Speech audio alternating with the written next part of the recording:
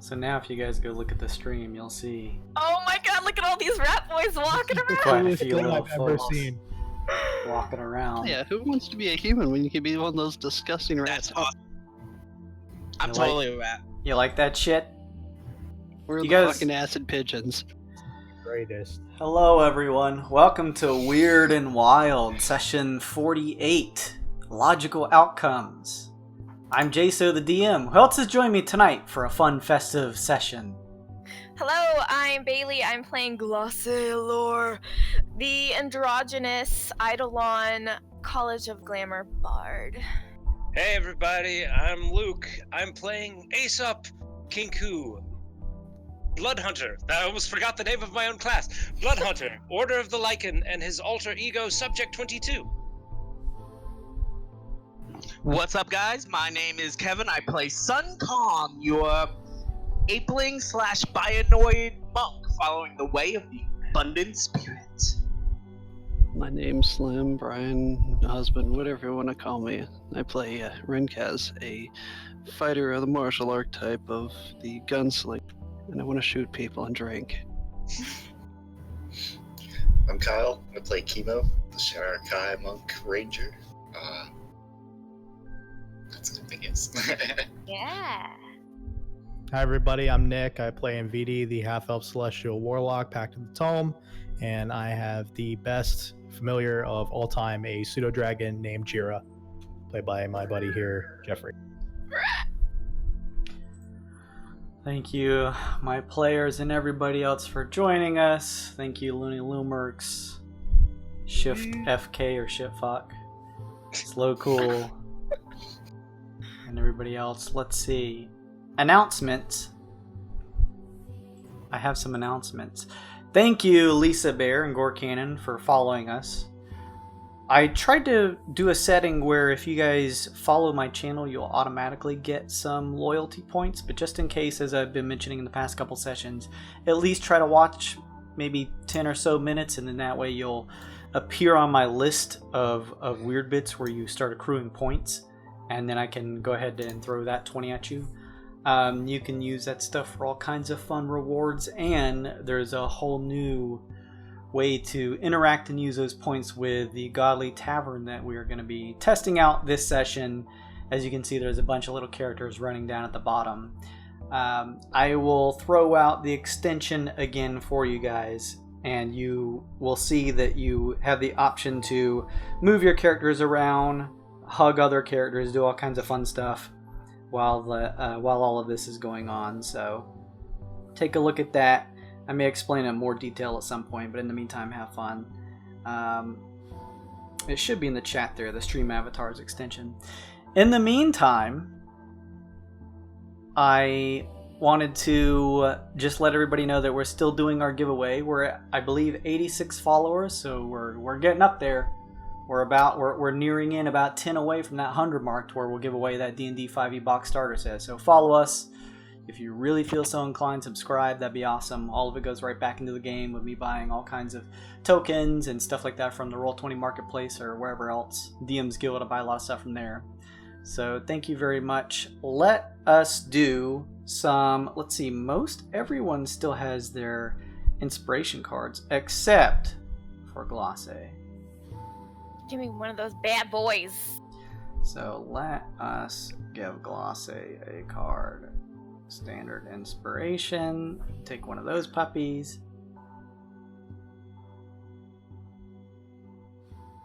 And then if you guys want to trade any inspiration or anything like that, feel free to do so. This is kind of the standard little... I'm gonna keep this one. Alright. And with that, why don't we roll some die to see who wants to give the recap?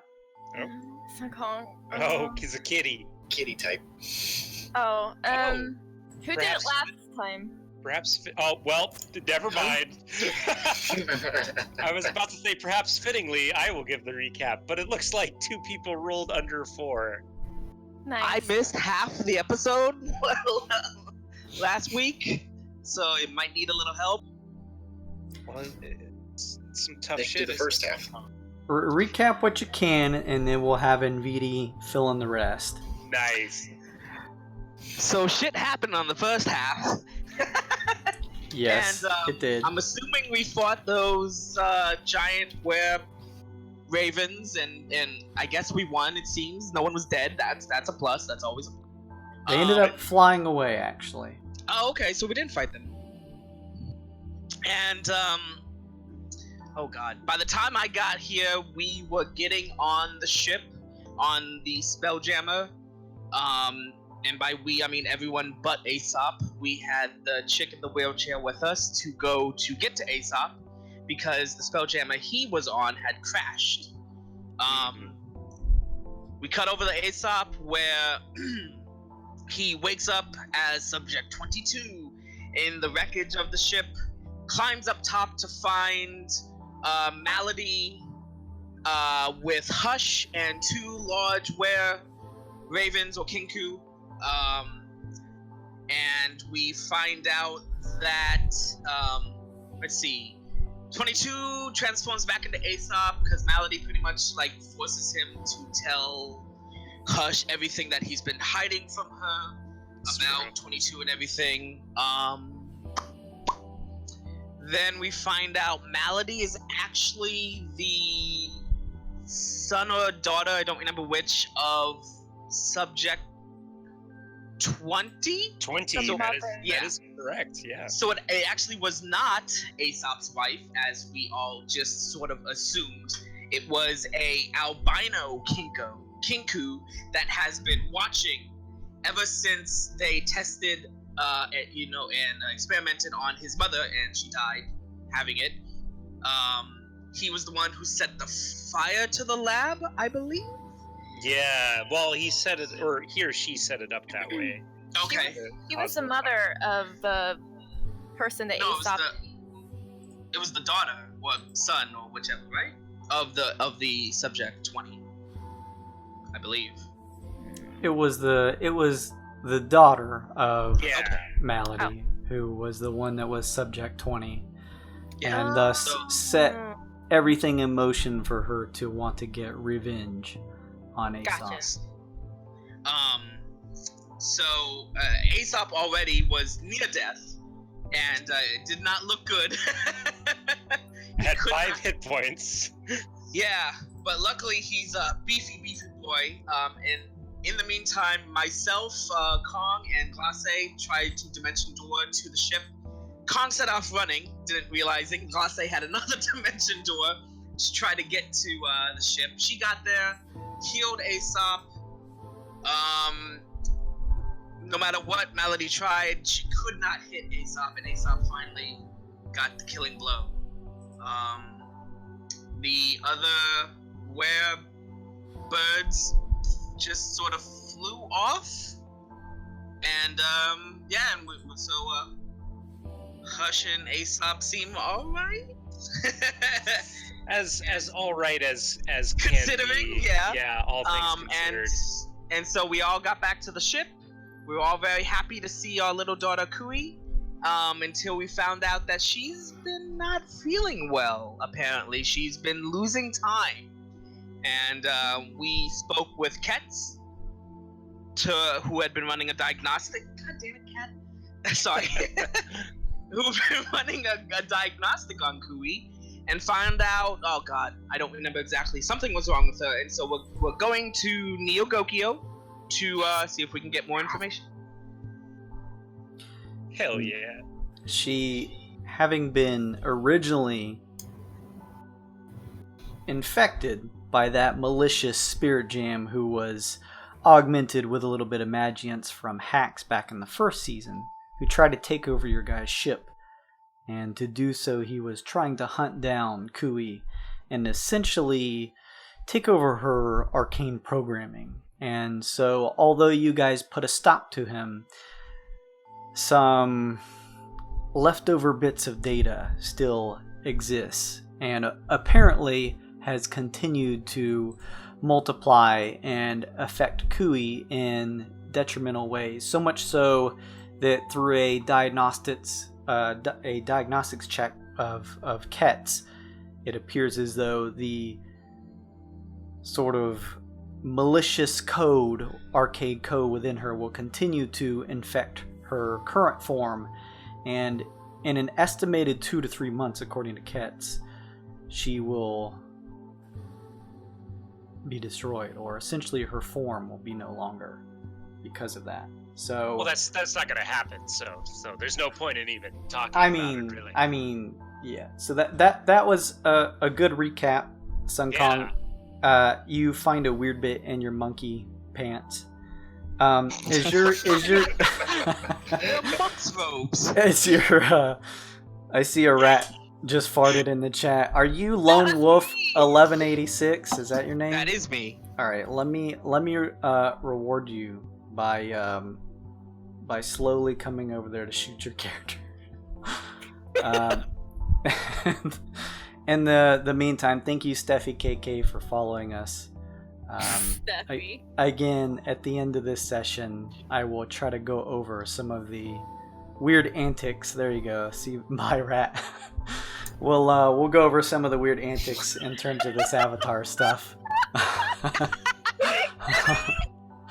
And don't forget, if you've got Amazon Prime, you've got Twitch Prime. You can give us my God. We're not sponsored by Doesn't them. even cost you anything. You fucking shill. This brought to you by Pepsi Max. Pepsi And don't Max. forget, that expires every month. You have to remember to go in and renew it every month. Otherwise, Jeff Bezos is just pretty much stealing money from you. You don't want Jeff Bezos to steal money from you, do He you? doesn't need any more money. 100% we do Bezos bits on our channel. Instead of bits, we're like, Bezos bits. Get the free ones, watch the ads, use them for some bad. I'm sorry. Look, we may get Amazon sponsorship in the future. Everybody shut the fuck up. We love Jeff Bezos, and don't forget, if you have Amazon Prime, you have Twitch Prime. That's my boy Bezos right page. there. Oh God, this is a train wreck. Alright. We covered all the grounds. You guys got the recap. You did well. You take your weird bit, Sun Kong. You guys entered back into your essentially your home, the spaceship, the geodesic ship, or Chemo as they seem to call it, the Nimbus. It's a weird name. It is. I will say that I'm proud of our party. Anytime anyone's been dying, that's been #1 priority. But now that it's Kui, everyone's like, shut the fuck up. It's time to hit the hammer, fly, direct location, fix her. Nothing else matters. Someone that's could be true. bleeding out. It's true. She's He #1 is priority. number 1. Yeah, yes. The truest, purest cinnamon roll. You will learn to love Kui, Chemo. The You will one learn. true God. I remember Kui's old form. I loved Kui's old. That's true. Chemo, well, not Chemo, but Kyle's old character, was around with the original Kui. What, when she didn't talk, Kyle? Yeah. Hmm? Yeah. Well, she was a cute little volcano bird. Bird. Are you saying that female computer programs shouldn't talk? All right, everybody, Easy. Is that what you're saying? everybody shut the fuck up. Everyone, saying- whatever. I liked her before she was. I Hey, don't let's- know how to finish that, so I'm just gonna say I like her. Let's take a look at our map. The panel that you see before you, Chemo, on this metal slab of this table with the planets sort of in rotation. In the previous session, you guys all agreed to head off away from Slagonia finally and make way towards Neogokyo. As this begins to happen, Chemo, you watch as the planetary system that it looks like your illusion magic essentially, except it's just showing sort of what looks like orbiting planets. It seems to zoom out just a little bit, and you're able to view a simplistic but much more expanded view of the area of importance of Twixt. So you guys will all be able to see that here on the map for your travel from Scourge up at the top here, over to the fake moon, the satellite Neogokyo. Every hex distance, Kyle, is 1 day or 24 hours. So it'll essentially be 3 days before you guys get there. So as the ship begins to depart from Scourge, having essentially wrapped up Aesop's character arc, you guys will begin moving. Before we move the Nimbus, though, we're just going to kind of take it day by day. Day by day. You guys have all reached the relative safety of the ship. Some of you in a little worse shape than others. So I am going to throw the ball in your courts. So The this ship- Neogokyo Oh, Sorry. sorry. stepped on somebody. No, go ahead. The ball's in your court, essentially. So this Neogokyo. Oh, it's full of lights and technology and radiance. I've heard It about is a very unique place. I've heard about the technology. It's nice. Some unsavory characters, but other than that, it's quite a bustling place, as they say. Honestly, I don't know if it could be more different than Slagonia. So it'll be a big change, nice change. No acid pigeons, which is nice. Kimo kind of is a little upset about acid pigeons. You know, I could make some sort of parallel between the pollution on Scourge and some sort of corruption on Neogokyo, but I'm poisoned and really tired, and I've been through a lot in the past 2 days. I'm going to go to sleep. Understandable. Should we let our representative know that we're coming? Maybe they can have. Ooh, yes. Yeah. I'm sure they will reward us handsomely for rescuing the regional manager, was he? His granddaughter? Oh, wait. Oh yeah, we have Oh. to contact the 10th pit. You Yeah, weren't that- talking about the 10th pit. I was talking about the 10th pit. Oh no, I was. I think she was talking about Mastermind Mm. people that we're gonna go meet. But actually, that Why? seems like it's more. That's a good idea too, though. Oh, I think what else we should do, we definitely need to start getting more footage for Lushy, and we should Yes. also send out a dispatch. You know, we spent all those bits on the dispatch and we haven't really used it yet. And then I kind of look at Hush and look back to the rest. We haven't really used it yet, so you know. True, we should send it out. That'll definitely help. We can actually send Rhett with them if we wanted. I think everybody would want to see us. I know. Yeah, I We are mean, the stars. Oh I yeah, would- Kimo, did we tell you what kind of like Famous? television or the equivalent to television stars?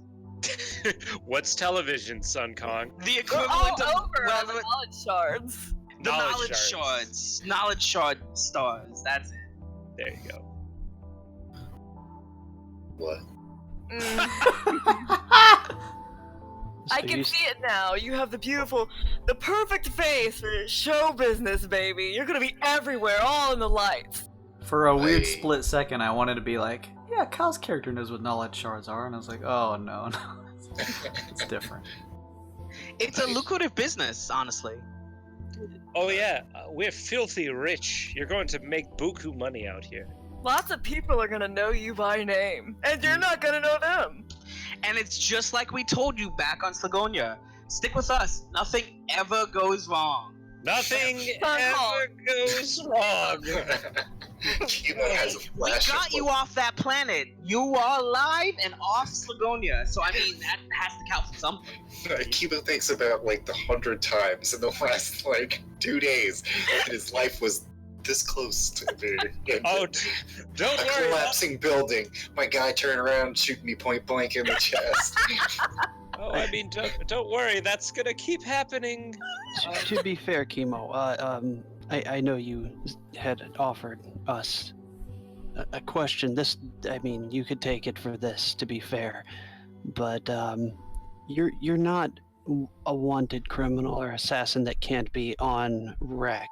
I mean, I don't care. I've been around, worse people. I just kind of look around the room and shrug, and I mean, just for your own safety, for rec. I don't. I mean, you can take this as my question, my real question.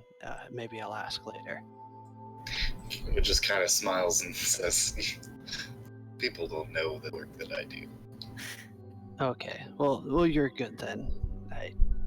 I just want to make sure you're safe and okay with this first, because I mean, we're all out there now, and if somebody wanted to come find us, it wouldn't be too hard.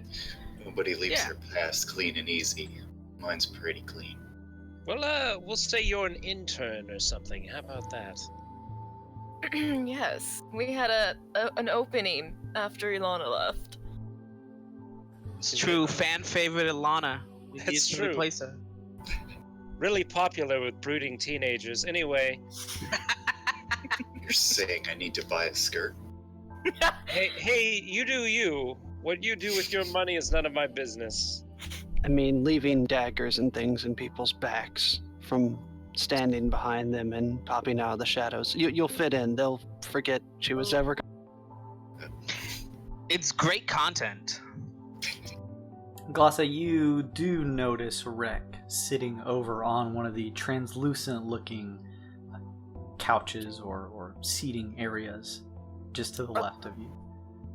Oh, I'm gonna grab Rek and I You mean, can do that.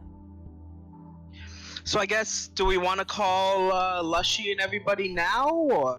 Well, we don't have anything to show him. Well, I guess the Masterminds and the Black 10th Pit. the then? 10th pit. I think. Ooh, yes. Let's give him a ring. My gaping wounds can wait, I suppose. I mean, you don't necessarily have to be here. You do look kind of All right, worse here. for wear, Aesop. Yeah, here. Please, just take the communicator. Just don't lose it. It's the only one we have. Do I look like someone who would lose things? Glosse, take the communicator, please. Yes. Yeah, I'll start calling. All right, you using the. Well, I'd assume if you're calling the 10th pit, you actually use that obsidian sending stone to call Leah. Yeah. Yeah, that's the one. Yeah. Set up a conference call, essentially. You watch Chemo as where originally there was this sort of planetary system that looked like a 3D map, a programmed illusion of arcane magic showing you the different star systems and stuff of the Twixt, begins to dissipate, and forming on screen, like from bust up, like shoulders up, is the form of what looks to be probably like a middle or somewhat young to middle-aged, either elf or half-elf, formally dressed female that appears on the screen.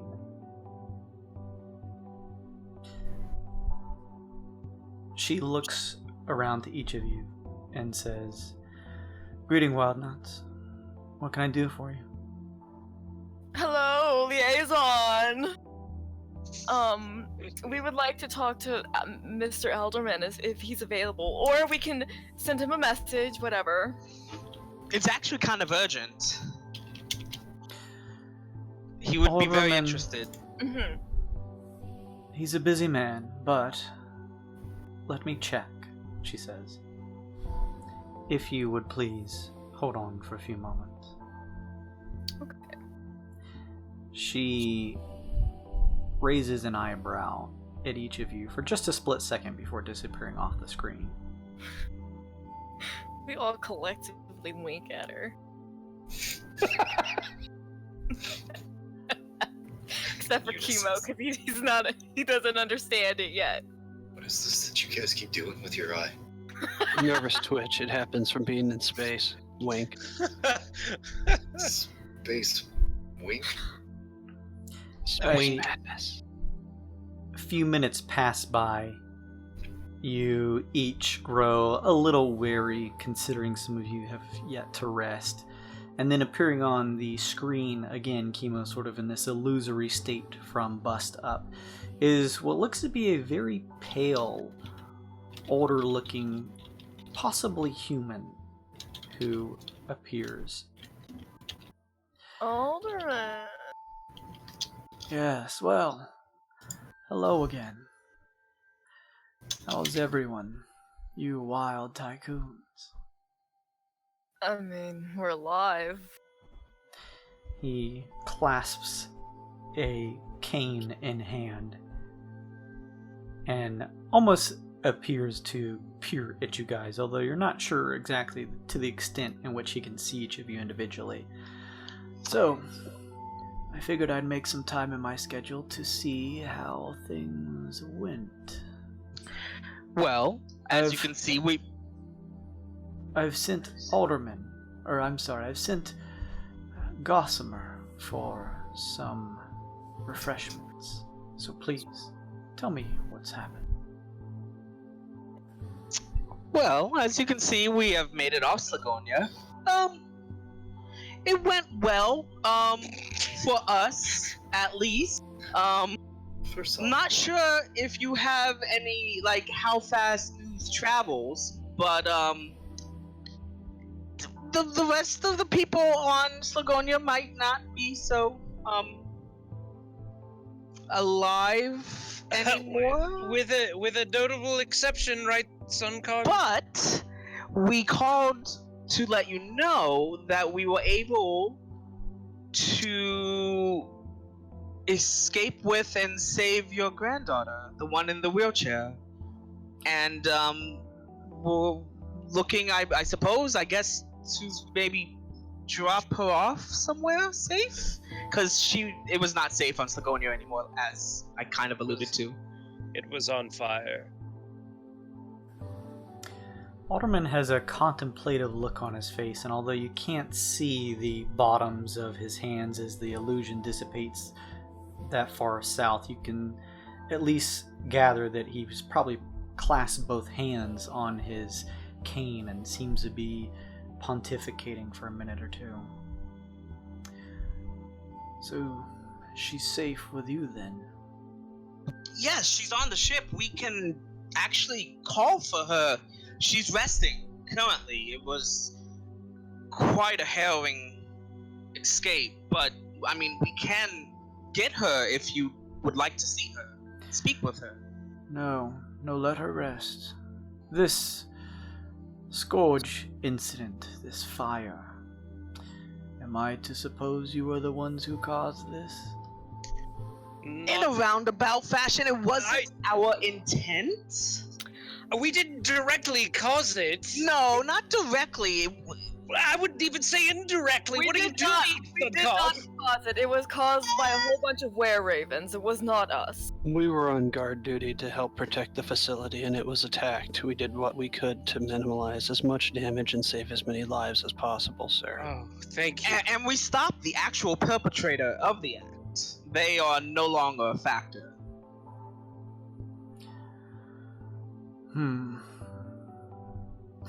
My granddaughter of some undeterminable lineage.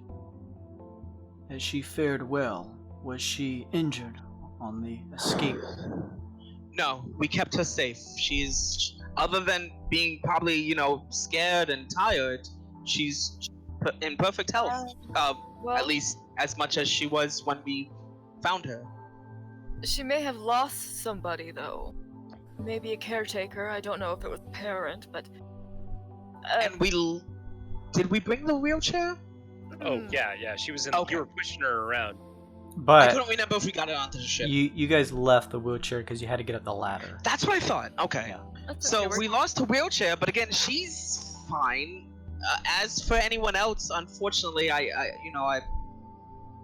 sorry if there was anyone else close to you, but it was fast and hectic, and we did what we could.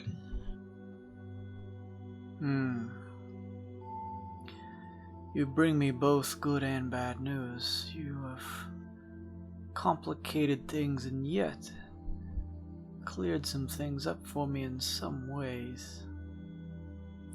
This matter with this granddaughter of mine, I am asking you to keep this between us. If you need, we could house her for a short time. If you need to, relocate assets or, set up another situation. Where are you headed next? Neogokyo. Do you know exactly how long it will take you to arrive there? Should arrive in approximately 3 days. He puts a black fingernail tip to his chin and scratches a bit. Oh, he does have black fingernails. Bleh. He's clearly a demon. I'll need some time to think of a potential plan. This idea of keeping my granddaughter safe in the meantime, I would greatly appreciate that. You have done me a service I did not foresee you doing. She's got some kind of, I don't know. Apparatus. That's the word, yes. We're not sure if she needs injections or some. Yes, is there anything we should know to help her, be comfortable or anything she needs? This matter of this granddaughter of mine, it is not something I've looked into out of safety for her. Let's just say when you join the 10th pit, you cut all other ties. The fact that I remember her in and of itself is a fascinating affair. If she needs things, I would hope that you would at least check on her and look into it. Is she able to speak? Well, Yeah, she was talking with us, and yeah, I mean, if that's best, we'll, of course, anything she needs, we'll do everything we can to help her. She had some type of rebreathing apparatus on her face. The air inside your ship is more than likely much cooler and crisper than what is used to on Scourge. She may take some time getting used to it. Other than that, if you're able to communicate with her, I'd make sure she has no other special needs. In the meantime, I may have someone on Neogokyo who owes me a favor. Oh? But I will need to check to be sure that they are still there. In the meantime,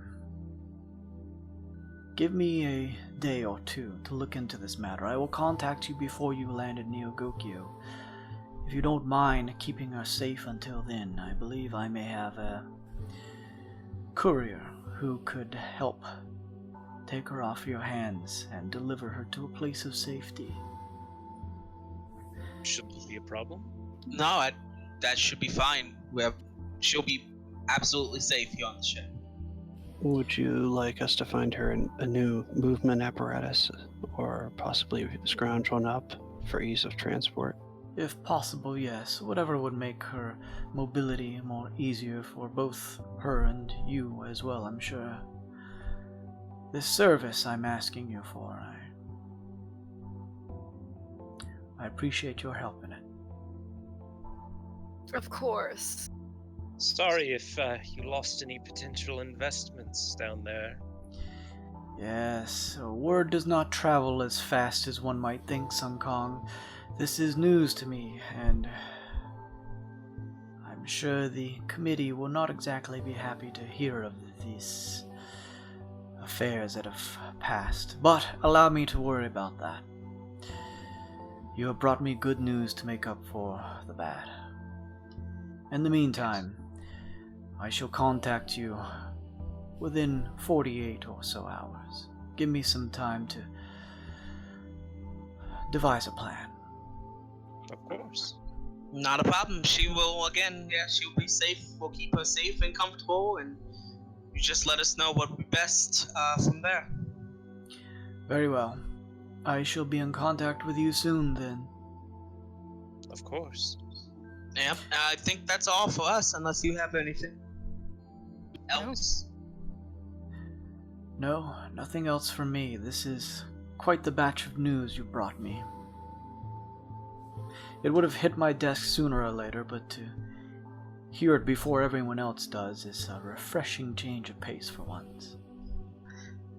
considering the relationship, we thought it best to, let you know as soon as possible. I appreciate the trust. Well then, goodbye. Bye. Take care. Alderman disappears. The programmed illusion, this apparition, shifts away, and the planetoids reform, taking their slow shift and orbit around each other in this Twixt map in front of you. Glacé looks to Chemo and says, "That was our information people. They get us information. We just have to give them information in return." Oh, There's- yeah. I don't think you're there's- going to like them very much, Chemo. They're dangerous and terrible, and I hate them. Well, they're not. They haven't been dangerous to us. They're just. I think they've been very cordial. Well, I mean, They're just sketchy. That's all. we had that weird interview, but it was in and out in 5 minutes. It's not like anything weird happened. Kyle says, oh, Kimo says. They're a bit. They have their hands in a bit of everything, it seems. Good, bad, and otherwise.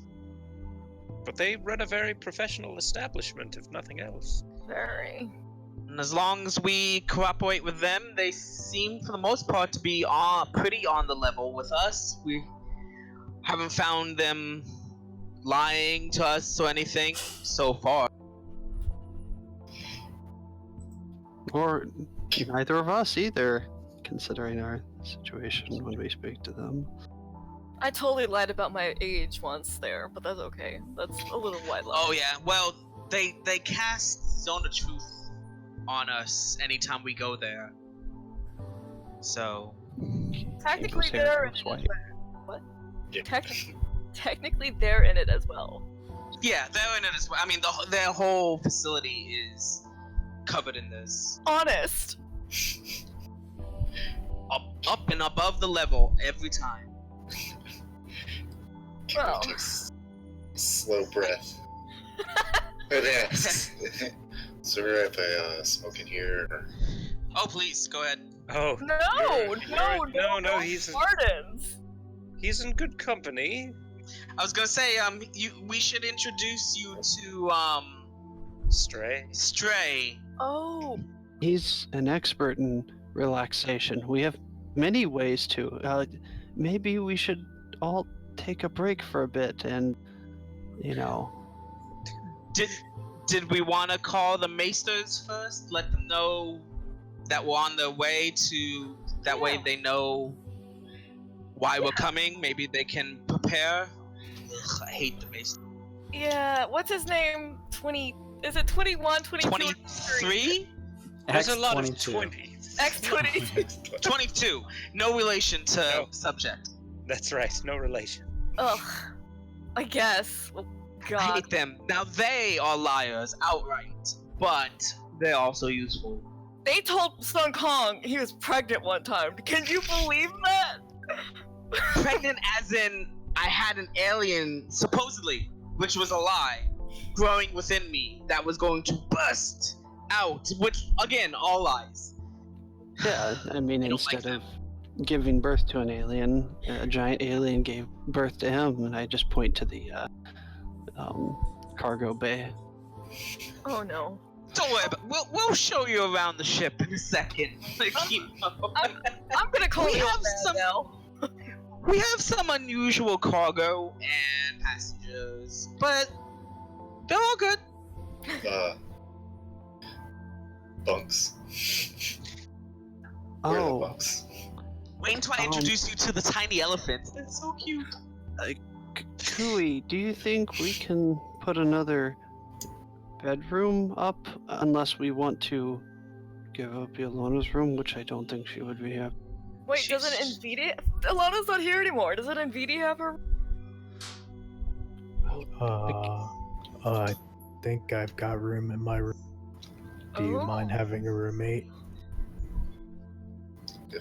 I mean, we can just conjure up another room, can't we, Kui?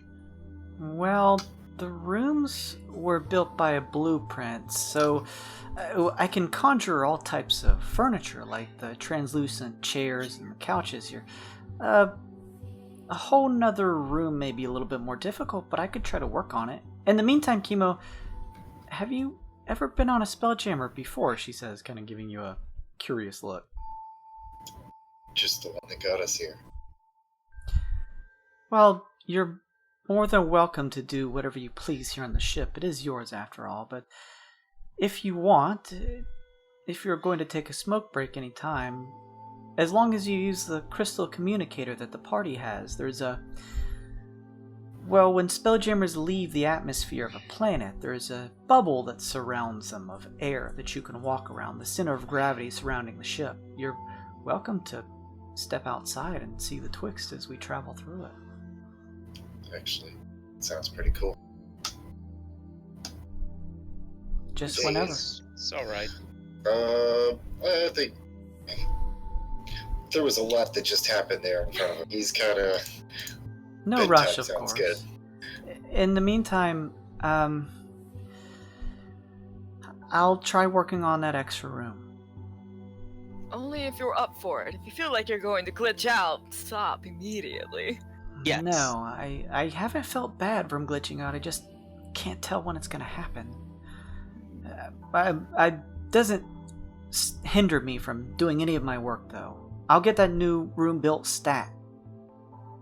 Maybe we should have, what's causes creation? Cats. Cats monitor you. Maybe keeping track of when you do it. He's not doing that It's a already. good idea, actually. I think. That's not a bad idea. I could set that up, yes. Please do. Before I go start figuring out how to cure this terrible poison coursing through my veins, I have a broken Toller staff. Did anyone want me to relinquish that? Yeah. I don't really need it. I mean, I could throw it in the trash, I suppose. It might be useful just to toss in the cargo bay for tech later. Sure, I suppose. What is it? It's one of the Toller staffs that we broke. I took it and put it in the bag of holding. I put it in the cargo bay, Jason. All right. It's now a trophy. Kui looks around and says, you guys probably had quite the time on that previous planet. Whenever you're rested up, though, you should show Chemo around the ship some. Ooh. Yeah, absolutely. Aesop puts a finger on his beak. Kui looks at you curiously and puts a finger on her nose slowly. Oh, never mind. So, shall we call the old man and tell him that we're coming? Yeah. You do the talking here. I don't want to talk to 22. Fine. Call him. Alright, you calling X-22? Yes. Chemo, the planets disappeared this time, and the previous gentleman seemed to have some age to him. His pale, taut skin. You're unsure of how exactly old he was, but the form that appears now is even older. Receding hair just around the back of the head, and skin pale, though it's difficult to tell through the purple tint of the programmed illusion. It almost has like a silverish look to the skin, it's so pale. A old man appears on the screen. Yes, hello! Wild Knot! Mm-hmm, it's us, yes. It's been some time. It's been a while. How many days has it been? No, don't tell me.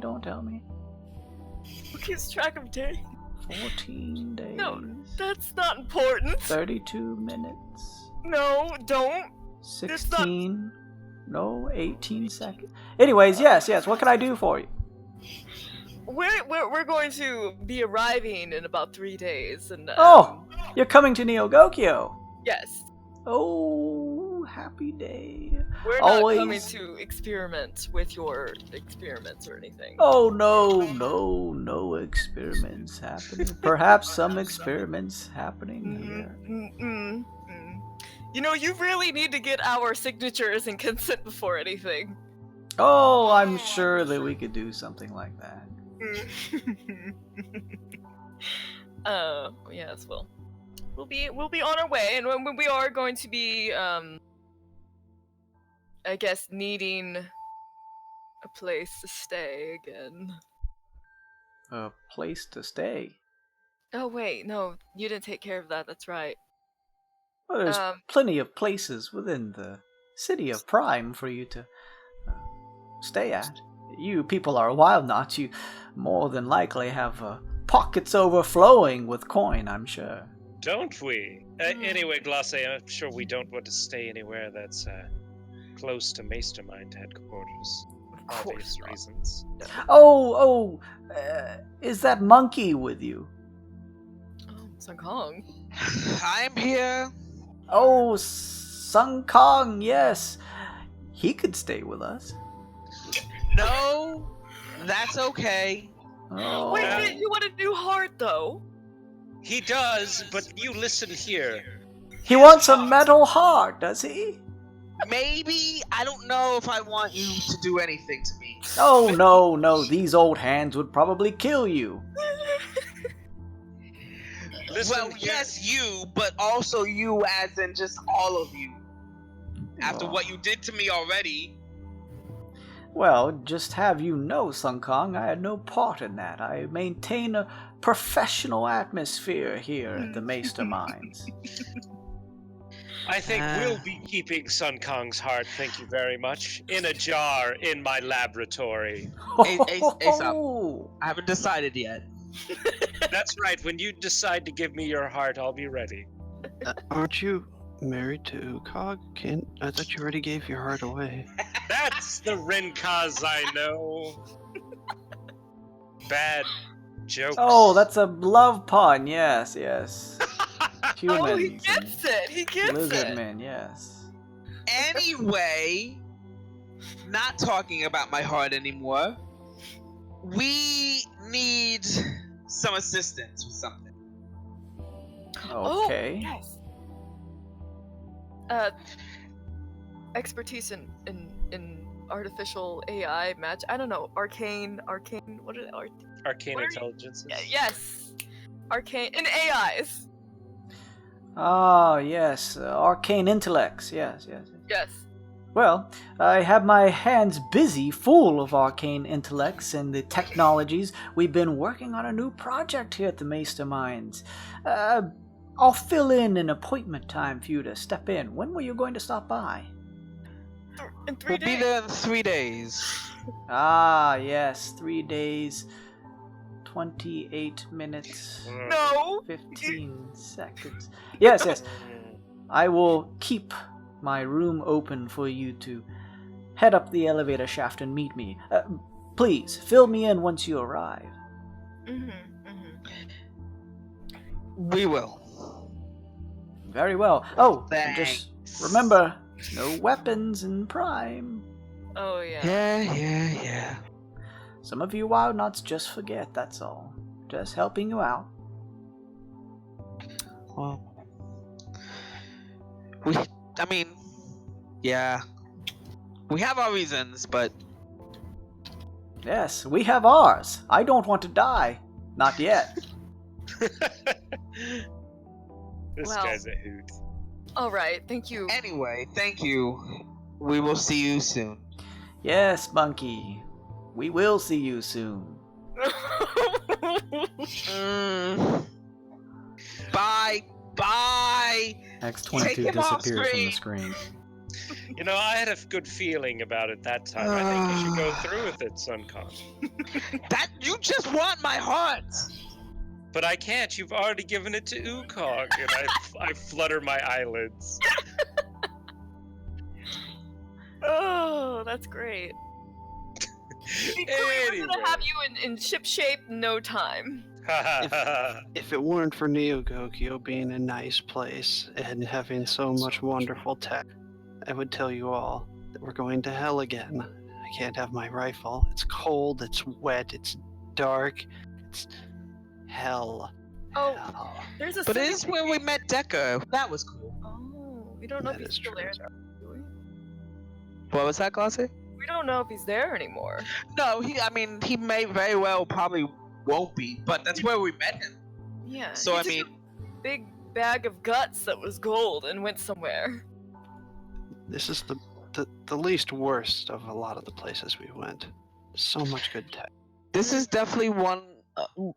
Well, no, I would say Halcyon's more least horrible. Oh, Halcyon is the best. Plus, Halcyon's got Surge Ball. It does. Udu's all right. I like Udu. What was that? Yes. Nothing. The desert. No. Nice, Gross. no. hot, free-ranged weapons everywhere. Just shooting, killing, pillaging. Planet is horrible, also. Well, if it's all right by everyone else, I am quite tired and filthy, and my clothes are a mess. I'm going to go I think we should all retire, probably. Yes. We'll, show Before- Chemo around tomorrow, maybe? Yeah. I look at Chemo. Keep on dance. But before everyone scatters to the wind, I imagine I need to make some more potions for you folks. Let's hold on. That costs money, doesn't it, Aesop? It sure does, Glace. It sure does. It's here, I'll just copy paste it into the there we go. I can make these things. I look to Aesop and say, that poison that's in your veins is in mine as well. Maybe as a gift, you could take a blood sample of mine to see if it, you might be able to find some sort of antidote or find some sort of use to it. I know you like blood and all. Just a little. That sounds fantastic. Right. Well, ta-ta. Hush looks to each of you without her mask now, since it was broke after the crash, and just says, sorry for leaving. Oh, it's okay. You are truly my daughter, mischievous. Don't worry, I'm just happy that you're back safe. We're all happy that you're safe, Hush. We're gonna have to get you another stun gun. She looks around and kind of pats at her chest where her chalkboard would be, and then kind of looks over at you, Aesop. Oh no. Oh, I managed to pick up your chalkboard from Malady. She had taken it from you. It's a little cracked, but I mean I hope you could still use it. I think, didn't someone do mending on it? Oh yeah, I think somebody did do mending. Was it? It was me. Oh, okay. Or Good. maybe one of us. Good as new. Had to have been you. I don't have it. Okay. Her feathers ruffle a bit in excitement, and she looks to each of you. Thank you. And she pulls the drawstring over her head and puts the chalkboard back in place. Oh. Potions, she says, looking to you, Aesop, and nodding. Mm-hmm. So, anybody want some potions while I look into all the various poisons and shit we got on Scourge? Potions. Not me. Not you? Alright. Well, I'm gonna try to make some potions for myself, at least. I will. Drops of healing if you got time to do it. Yeah, I mean, just tell me what you want in the chat so I can write it down, because I'll have to make skill checks on each one. Can you make alchemist flask? Like throw, boom, explosion flask? No, but, you know, that's a good point. I should really look into that. That'd be pretty good. Rinkaz's eyes grow larger than they probably have ever been before. Yes, let me know what resources. You guys don't have a workbench I could set up a tinkering. Oh yeah, We do have a tinker room. Chunk can show you there. Yeah, I can show you that place.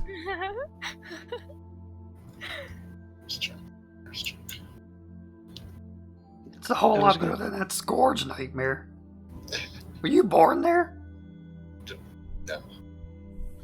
Ooh. Dark and mysterious. Tinker. Oh, you want to go there now? No, I don't know. I was just playing, but I'll come hunt you down once you're rested. How about that? that sounds like it. Alright. Chunk bounces off.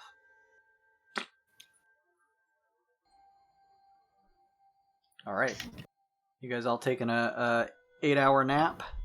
Hell yeah. Or do you just Yeah. want to rest the first day and just spend some leisurely time that first day? Well, I think Aesop wants to make sure that this poison isn't going to get worse. Like, Okay. he doesn't want to wake up, even worse off than he was. So we'll say that this is 8 hours, but obviously you guys have 24 before the first day even passes, so 8 hours goes through each of you find your separate spots to rest. Chemo, I will say that the party pointed out where the barracks are, which is the area just to the right of the mission control. And it looks like there's just 4 sets of bunk beds, but there's actually enough here. I just didn't want to just replicate and have this repetitious room with a whole bunch of beds that no one's ever actually going to go in. So the rest of the crew of the ship actually sleeps here, so there's plenty of beds and stuff in here to sleep.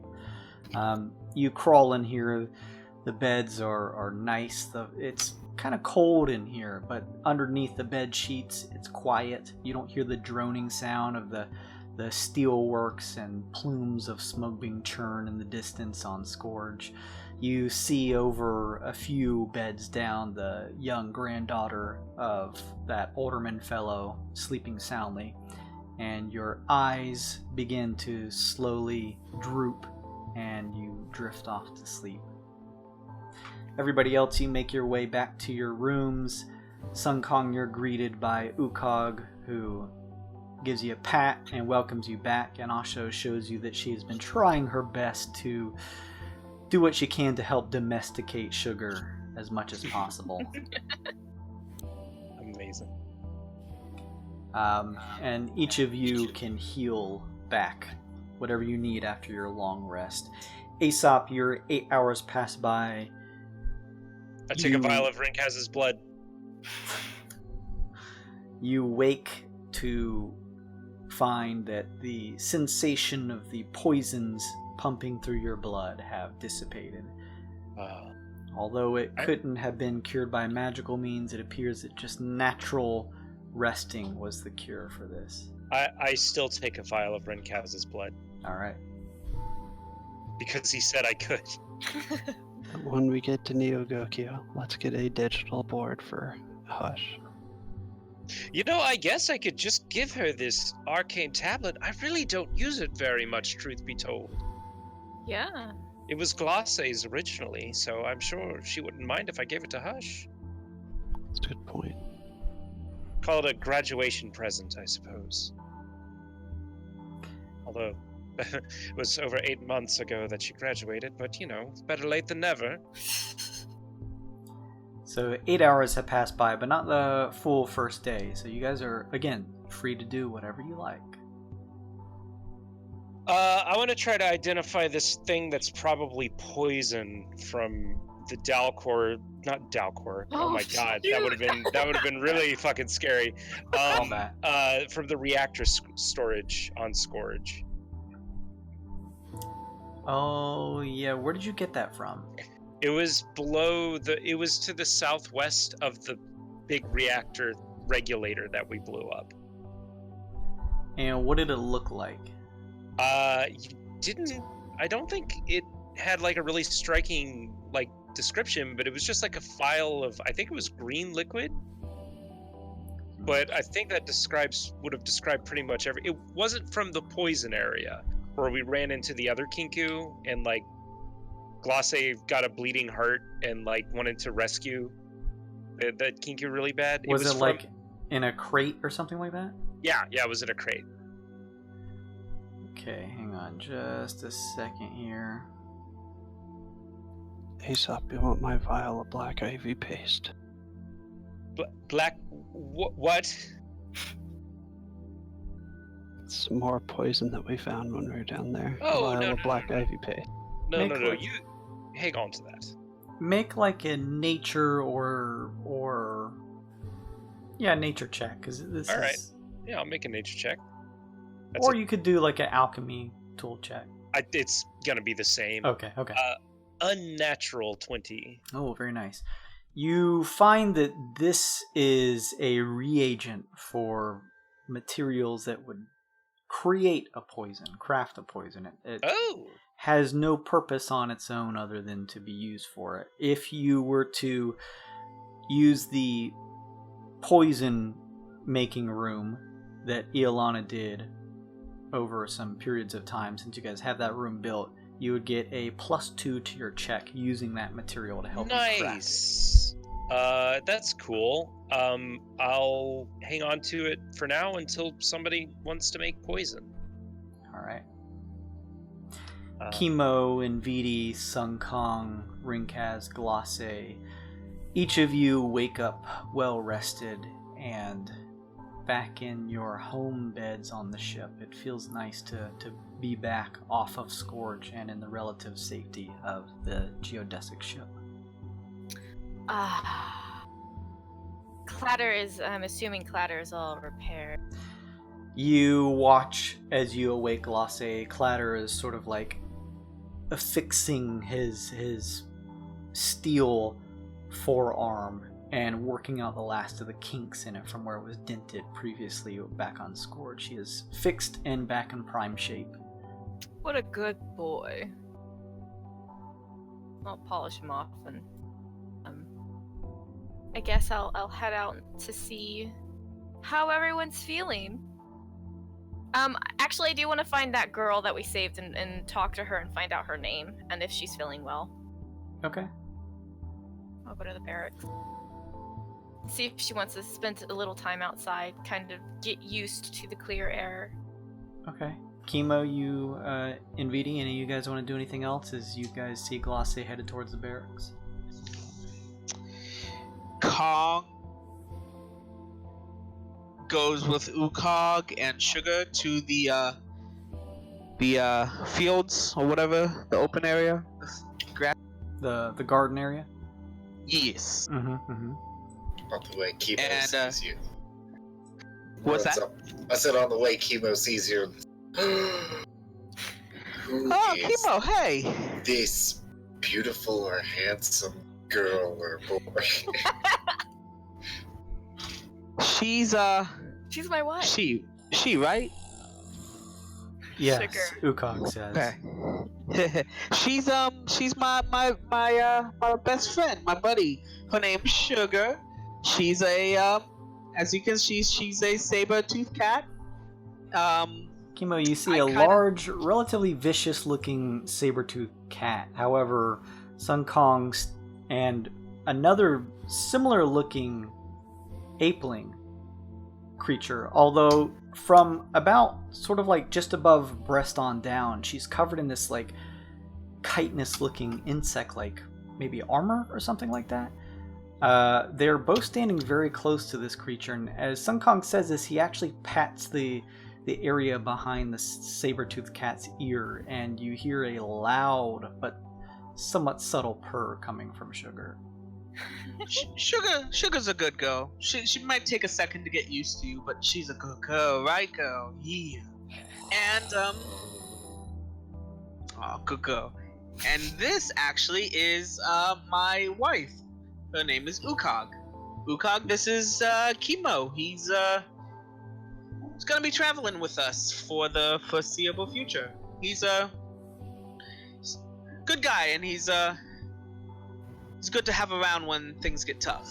Yeah, he's alright. It's okay. They dragged you into all this, did they? She says, kind of extending a hand to you. Kimo nods and extends the hand.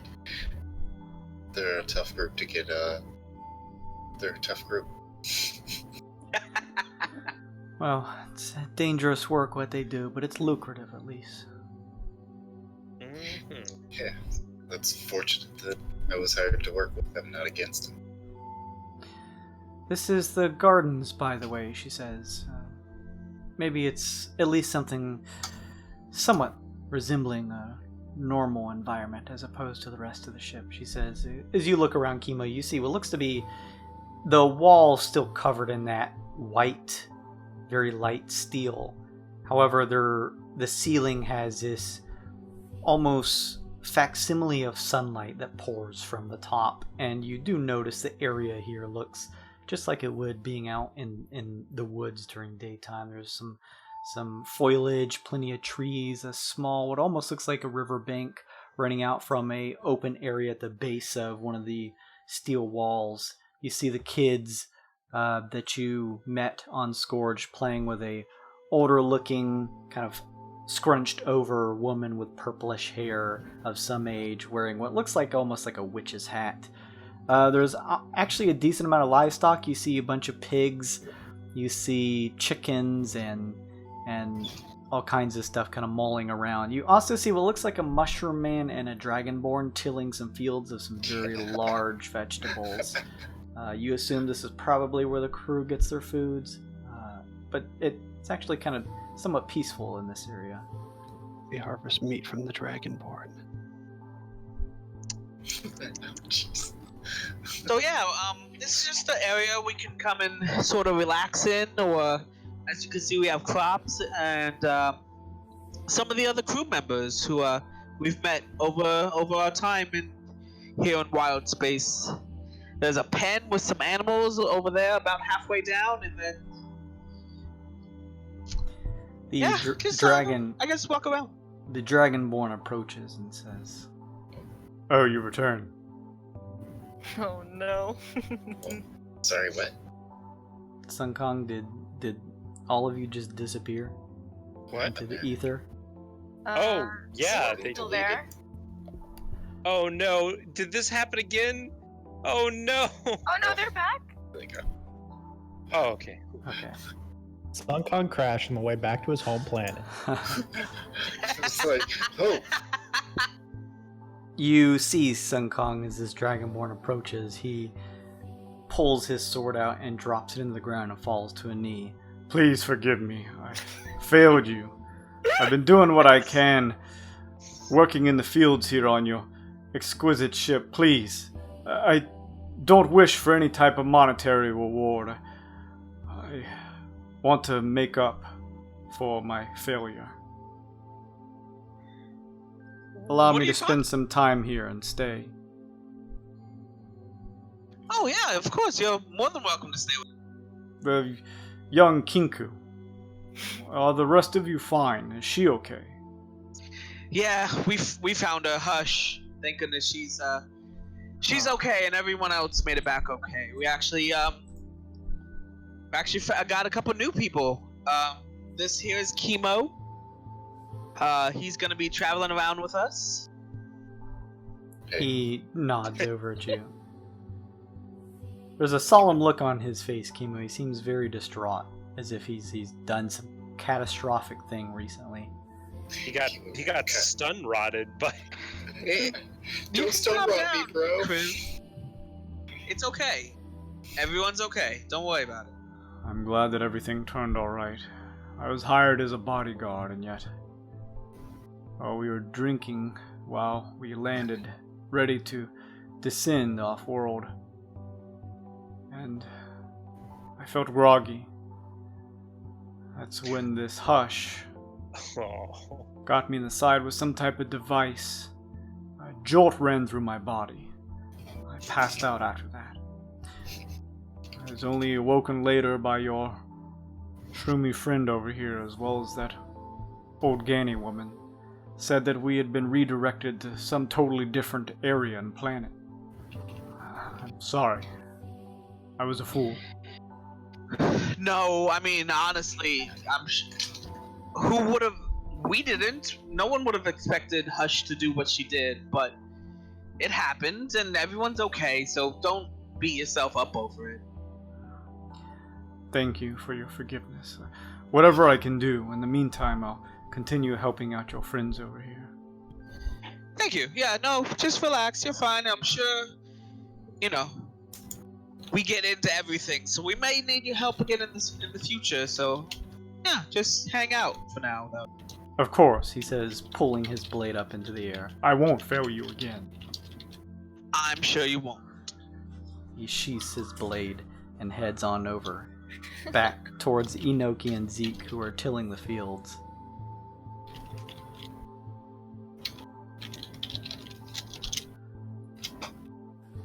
So Anybody yeah, else? I just wanted to. Sorry, Go ahead. I was just gonna say, I just wanted to hang out with Ukog and Sugar and just sort of relax and just sort of take the day and with. Sounds good. Anybody else? Glace is heading to the barracks. We can jump there if nobody else wants to do anything. I want to do some crafting, but I'll read while you're doing that. Okay. I'd like to. I forget how many I can make during the day, but I'd like to start making potions for people and all that good stuff. I believe it requires a period that would typically take a long rest, so an 8-hour chunk. So Okay. you still have 2 of those left in this first day if you want to do some crafting. Okay. That sounds good to me. I'll call Hush and see if she wants to come help me make some potions. Hush will happily head from the barracks and help you craft some things, father and daughter style. Oh, hell yeah. Oh, and before I forget, Hush, this used to be Glosse's, but I think you could use an upgrade to that old chalkboard, and I'll hand her the arcane tablet with the 3 spare batteries that it has. She seems ecstatic and begins poking and prodding at the screen. Oh, yes. You could not just use it for communication. Kids and their phones. You could not just use it for communication. You can look up all sorts of information about the Twixt and whatnot on there, too. Should be pretty useful. Thank you, she says. Oh, but of course, thank you. Thank you for sticking with your old man. I know he's a disappointment, but he does his best. You're not a disappointment. All right, let's get to work. You're going to make Father cry now. Okay, let's so we had Sun Kong wants 2 greater drops, so I'll work on Sun Kong stuff today. Okay. So you can make a check for this first set of 8 hours. Yeah. Okay, well that's a success. And that's 1 greater drop, so yeah. And then do you want me to just go ahead and do the other one? Let's wait. Glace, you were headed to the barracks. Sure. Oh, yeah. Mm-hmm. You move past the rows of bedding here and find your way over to the young girl who is shifting from her rest. Oh, okay. I will kneel down beside her.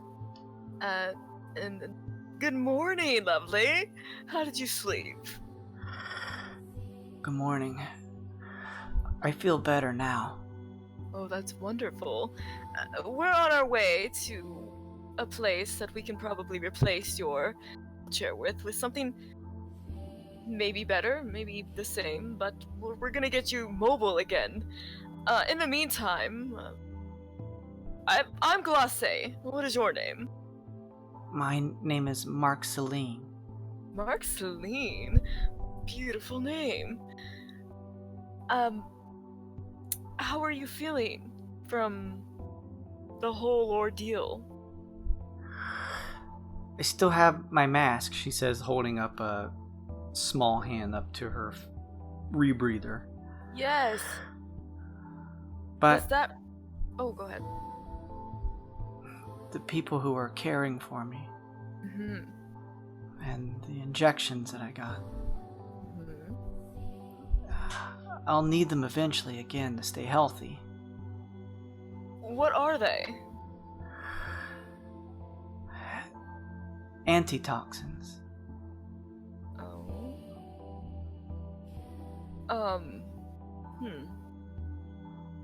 Well, I don't know too much about medicine, but maybe we can talk to Aesop about that. And if he doesn't know anything about it, maybe we can talk to somebody on Neogokyo, where we're headed. There's a lot of brainiacs and genius over there, so they might be able to help. In the meantime, I would love to show you the garden. It's beautiful. It's quite different from what you've seen. It's full of fresh air, and fresh water, and animals, and very kind people. I would like to see that, she says. Sure. Glace will lean down maybe to as if to give her a piggyback ride. Shall we?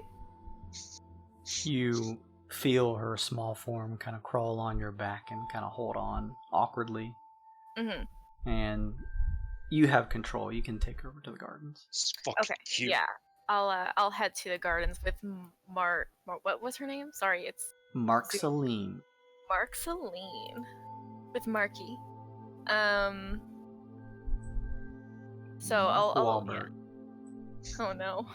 I'll take her outside and show her around. And introduce her to people and stuff. She is ecstatic seeing the area. As ecstatic as a young girl in a rebreather can be without hyperventilating too much. You see Nezel and Gesma playing with a cow and speaking with Old Guinea, and they come running over and introduce themselves to Marceline, seeing that they look like maybe not too dissimilar in age, and begin talking with her. And they tell you, Glace, about how they ate some grass, drank all of the clean water and bathed in it, pet the cow. Nezel mentions there was some brown stuff that Old Guinea told him not to eat. Perfect. Good. And Gesma holds up a dead rat and says, Old Guinea said we can eat this though. No! Oh, Old Ganny, what are you doing? I mean, I guess I've had worse. I know we have to cook it first. Oh, good. I guess. I mean, there's other things you can eat. You don't have to eat rats. Gesma and Nezel look at each other and look back. Other stuff? Yes. Oh my god.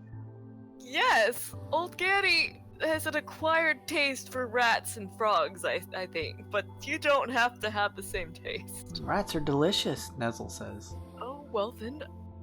Eat that rat. You eat that rat, Nezel. Cook it first. Make sure it's fully cooked. They look at the rat with big eyes. Oh, God. At least it's not poisonous. And I will then, I'll let her pet the cows, taste the water, play in the water, and I'll take her all around. And this, I think, Glace will do this for the whole day. Is just taking her around and just letting her experience it. And if she meets up with Chemo while she's taking her around, she'll I guess introduce Chemo to some people in the gardens as well. Chemo, are you around that area to be introduced? Yeah, sure. As you are being walked around, you see a strange, bouncy-looking, squat, almost like the tallness of a dwarf, but maybe even less so. It almost looks like a puffball. It's very interesting. He is standing next to some almost greenish fluorescent plants. Well, where are we looking? We're gonna go down here. Let me shift click down there. Yeah. This thing. But you ever never seen a storm cloud before? I'll start. How are you, man? Welcome to ship. You're a cloud. Storm cloud. we like to use proper technology when we talk. Yeah. Still have class. Excuse me. Yeah. Those concepts are brand new to me. I'm sorry. Okay, I'll keep up. All good, man. Hey, well, we got a whole new friend. Yes, this is Chemo. He's our new member of our adventuring party, and these little babies are little babies, and they do not belong here right now. Okay, little babies. Stray, you see 3 younger children, one sort of being helped around by Glosse. You see a little boy beginning kind of to sniff the fully grown flowers of your ghost ganga plants. Oh, Yeah, man. Yeah, that's good. We could teach you how to we could teach you how to be a farmer. Yeah, we could teach you how to be a farmer. But you won't come back later when you are all busy. Glosse grabs her hands and begins leading the way mid conversation. He'll teach you all about hydroponic growing. oh my god. Well, welcome to the team. Yeah. Oh, Chemo. Thank you, Stray. Oh, wait, who are you dragging away? I was dragging away the children. Oh. We're it's a family operation, you know. I'll kinda, Everybody farms. over my Everybody shoulder farms. a bit. Everybody eats. Everybody eats. Everybody farms. You know.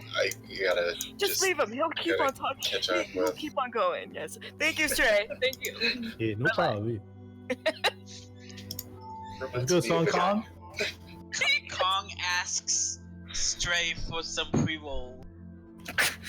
Oh my fucking god. Are we doing this? Alright. Oh my You god. can Stray. switch to someone else. Stray, you guys have been raising these plants for quite a while. They're fully grown and ready to be used in whatever manner you guys want. Yeah. Can use the plants now, man. I had to stop watching that TV, man, because it's not good for your mind, man. It's bad, you know. It's just the characters. It's just too much drama, you know. And there's too much drama. It's just not good for your head. When there's too much drama. Too much drama. So I got out here in the garden while you all were gone, and look at these plants, man. Look at the plants. Plants are good. Plants are good for everybody. Yeah. You've done excellent, Stray. Couldn't be more proud. Thank you. Yeah.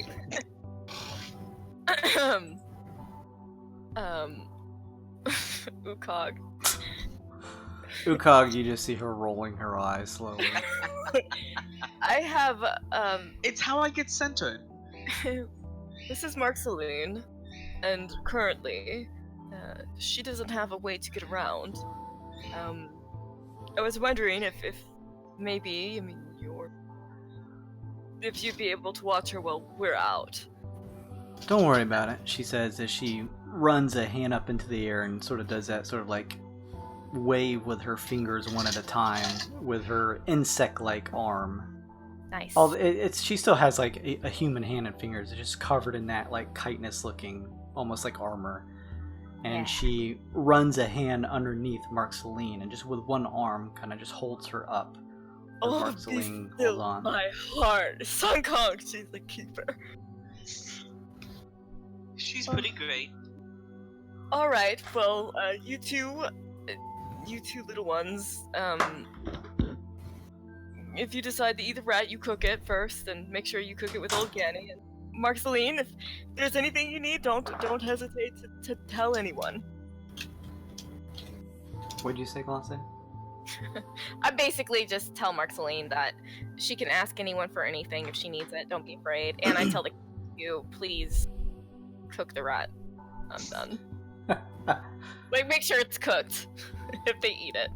Alright, you do that. Anybody else before Aesop begins his second 8-hour round of crafting? Chemo, you wanted to do some crafting yourself. You could go and check up with Aesop to see exactly how that works. Now, you don't have any known recipes, so you would just essentially be experimenting. Oh, okay. Yeah, I was gonna ask, because on there it says you start with 3. I was wondering if we were... You start with 3 if you're proficient with the toolkit that's used to craft those things. Yeah, Tinker's Kit. Oh, you are? Okay. Yeah. Well, then by all means, right. you can choose your starting recipes. Tell me Also, about crap. as you are getting used to the tinkering room, which is the room on the map here where you will notice that Chunk is in, Chunk will mention to you that he is part of a race that are actually known as the Tinkerers, and has his race has a natural affinity for things like crafting and stuff like that. It's part of the reason why Aesop had him come along with him, despite him not exactly being trained for combative arts. And he will also, since he is part of your group, he, with one of his abilities, grants you a +2 bonus when you're tinkering stuff. He'll help you out, essentially. Nice. Would you mind if I joined him? I used to do similar with Aesop, or the cause. So Yeah, as you're getting used to the place, Chemo, you also notice Rinkaz step in, and you do now take in the fact that there does seem to be a particular corner where it looks like a area for Rinkaz to do some actual weapon crafting in terms of his gunsmith abilities. Weapons, huh? anything and everything. One of our old crewmates used to make a lot of electronics and different things, and he'd help me craft bullets, and I've kind of got the hang of it. I mean, that and a few weapon mods, but I need more shotgun shells, so if you need anything, I got some extra supplies and stuff. They're not my favorite, but I learned a thing or two about explosives. Tell me more. Not too subtle. Well, I just mean because the crafting allows you to assist. They're great for negotiating. Oh no. Not my style. Not subtle enough. And it is when you pull it out of your belt in a room full of like 40 people, and they all look at you like you're nuts. It's the best. It's the reactions. Everyone gets really excited. Half the time it's a dud, and they don't know it. Rinkaz. A big water drop appears on Keepman's head. Chunk shows you over to a table and explains that the rooms here are built using blueprints through a process of what's called magiance or technomagic, and tells you essentially all the supplies you need will be made. You just have to insert your gold coins inside, and it'll turn that into the equipment you need to craft stuff, he says. That's pretty good. Saves me all the running around. So basically you could craft, depending on the tier list, which is your proficiency bonus. You guys being at a +4, I believe you're able to, craft it at the advanced at the most, is that it? Yeah, 3rd level crafting advanced. And you'll see if you navigate to the particular one that's for tinkering that each tier has its own cost. So that's the money that you would put into the table to create the components to begin. You have those 3 that you'll know. So if you go to create those, you'll make a DC check, and it'll be lower because you've clearly gotten used to your tinkering tools and created these before. They're part of your recipe list. Yeah. You're more than welcome, though, to experiment trying to craft other things on the other tiers, and it's a higher DC, but if you make it, you'll randomly create something new, and then you'll know that later on to create more. Yeah, okay. That was my only question. If you get the recipe with you, experiment. Yeah, if you make it, then you know how to reproduce it again. Nice. The only thing is, at higher tiers, sometimes you'll notice that some of those items require you to know the lesser versions, like in the first tiers. So just be mindful that if you try to craft something and it turns out it's something that requires you to know a previous thing, will let you re-roll. Sure. So it may not be bad to try and start off kind of on the lower scale of things, but it's up to you. Whatever you feel comfortable with. If you experiment, it's a little tougher DC, but you could create something new that you haven't had before. So. Yeah, actually I found these blueprints. I spread them out. And you see, it's just the shape of a bat. It's not blueprints. What do you think? You think we could make it? I mean, it's a bat. Yeah, but like, Kaz made a snake thing once. I'm assuming you want it to not be like a living, like fleshy bat. what? No. I think we're like out of like the machines and stuff. Oh, okay, good. Hey man, there's just a bat on this piece of paper. I don't want you to get the wrong idea. No, I mean, we're in the tinker's corner, or tinker crafting corner. I want to make a mechanical. All right. Chunk explains to you that with a previous crewmate, he helped him craft a similar creature and is happy to help you. So you'll make your roll, you'll add your proficiency bonus into your experience with your Tinkerer's Toolkit, and because Chunk is helping you out, you'll add an additional +2 to that. Nice. This is a recipe that you know, making the DC a little bit more manageable than trying to experiment. Yeah. Right. So +6. Yeah. 13. All right. It's a novice. It's a novice. You know the recipe. The DC is only 11, so you pass. You study the blueprints of literally a picture of a bat on a piece of paper, but somehow tinkering around and with Chunk's help, you're able to craft your what is it again? Mechanical bat. Oh, Mechanical familiar. Hell yeah. Mechanical familiar. That's pretty sick. That's cool. Yeah, it's pretty cool. Like, look, I get this little controller and I can see through its eyes. I can hear what it's hearing. Let me try to find you some type of token for that. In the meantime, both you, Aesop, and Rinkaz, did you guys want to do your round of this 8-hour tinkering as well? Yep, gonna try to make Sun Kong's other potion. All right, and this will top off the first day of travel. Ooh. I think I actually failed that. Uh-oh. That makes me sad. Let me just double check and make sure. DC. Let's see, the DC for a known recipe of intermediate level is 12. Hush gives me +2. That's 5. So I need a +7. So I get proficiency bonus. Do I get ability scores on that? I forget. It's just your proficiency bonus keying off of your toolkit, and then the bonus along with Hush helping you out. Well, unfortunately, I did not succeed on that. So I won't charge Sun Kong for that, but I lost 50 gold. Damn it. I'll reimburse you the 50 for trying. I appreciate it. Oh, thank you, Sun Kong. I'll let you know if I can make an extra one. So as long as you mark yourself down 100, we're even Steven. What was the cost That's- on intermediate? On intermediate, what's the cost on it again? Are you asking about potions or just in general? Talking Just in about your general. tinkering stuff? Yes. It depends on what you're doing. So for tinkering, intermediate is 100 GP.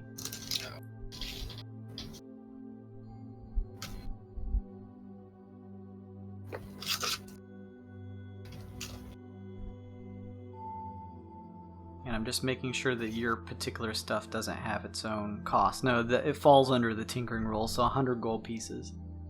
For anything intermediate. What Yep. about same for ammo then?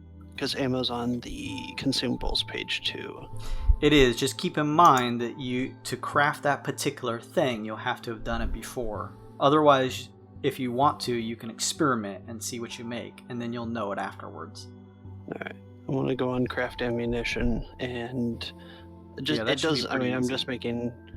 I'll go for novice. I just need regular shotgun shells. I mean, Yeah. whatever comes out, comes out. Okay.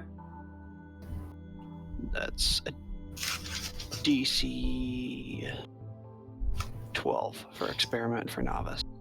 I think you know how to make basic ammunition, right?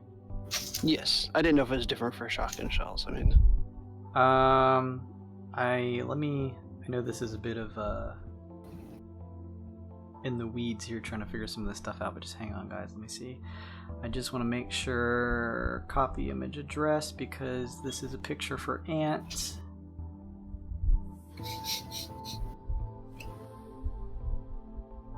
Let's take a look here.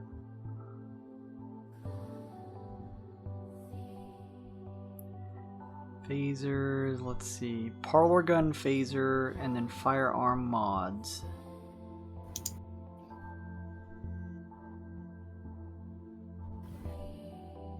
It was on page 2 of Tinkering Consumable. Oh, the actual tinkering. Okay, let me check that then. I am going to try making another gun for the hell of it at the end of it. I think that's the last thing I'm going to make. Something off the intermediate listing. Okay, so you're just running off of crafting the consumables then. Okay. Let's really quickly take a look at that page.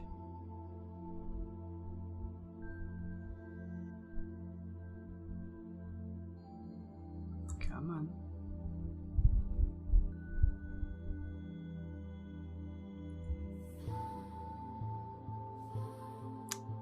Let's take a look. See. Take a look.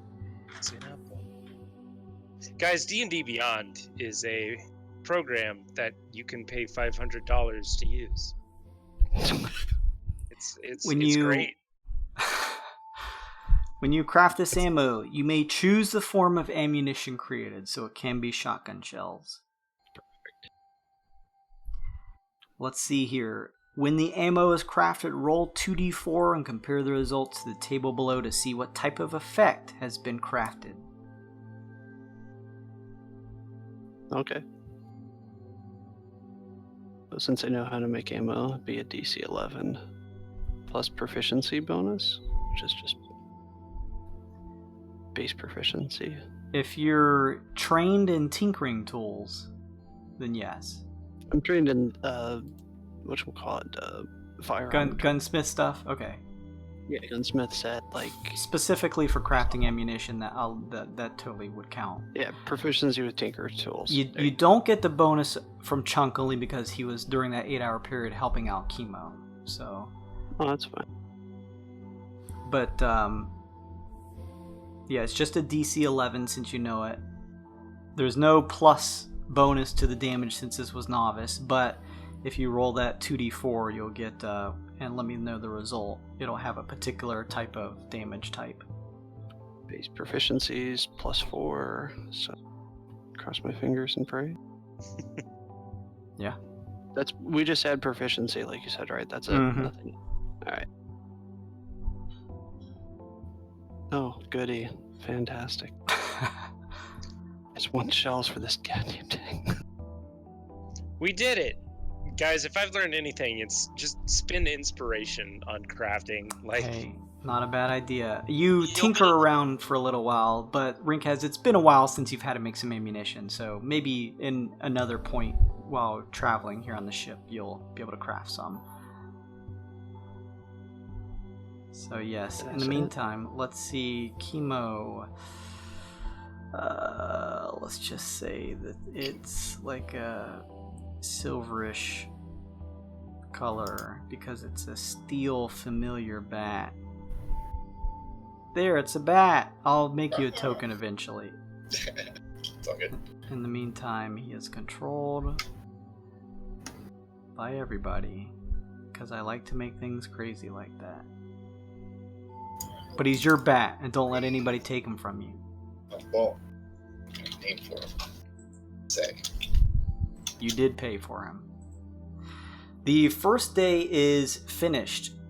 woo! I'm gonna move you guys over on the map. Uh-oh, what? Oh, no, we have to move the ship. I was like, oh god, what's happening? No, nothing crazy. Should that be a normal reaction? Or just because it's us? I mean, that's a normal reaction. I think that's a pretty normal reaction for Roll20 D&D. Somebody move the ship one space, please. I have too many things open. Someone else. And go ahead. Somebody spin it around and rotate it. No, not half a day. Just one hex. Okay, the ship backed up. Good. No. What is happening? I'll bet it's pain. Look at her face. Alright, you guys have 2 days left. Sick. What else would you like to do? We're gonna keep on keeping on the crafting train. I want to get these potions out of the way, son. You know that there's 3 8-hour periods in 24 hours you can try to power through, but just keep in mind if you go too many days without at least taking you that long rest, cutting out one of those 3 chunks to make sure and get some sleep in, you may incur some type of exhaustion. That's fine. I'll take the 8-hour rest. But first potion, this one's gonna be for Nvidi. All right. Oh my fucking god! Ah! What a shame. Yeah. I think that's a bad boy card. The bad boy card? Is it? I'll take a bad boy card. Aesop, you should have For used. you. You If said. there's anything I learned, Exactly. No, use because information. all right, Take you your all own advice. y'all shut the fuck up because I'm saving it for the experimentation on the last day.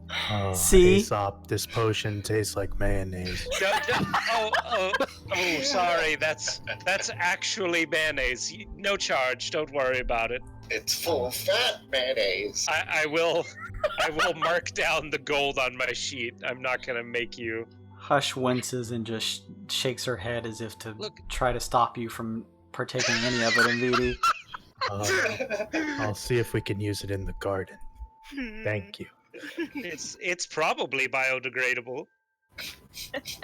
Probably. Vomit inducing. All right. Anybody else want to continue tinkering, Rinkaz? I'm assuming you wanted to make some more ammo. Stupid ass ammo. You gotta feed Big Deb. Let me Let's help go. you with that. Oh yeah, you get advantage if you're both proficient in tinkering. Well, And Chunk will help Chunk you as does. well for the +2. Alright. Hey look, it just makes it. Thank God. to advantage. Oh yeah, roll. See if you get it. Oh, Oh, Wow. I should have saved. I'm saving. I did the last one before I quit. I do want to borrow Chunk for the very, very last one. I'm gonna try and experiment and make another gun. The You know, crafting yield for that ammunition, Rinkaz, is 5 each time you do that. You did it at novice, was that it? yes. Do I have to roll for the type? Yes, please. They said 2d4. Mm-hmm.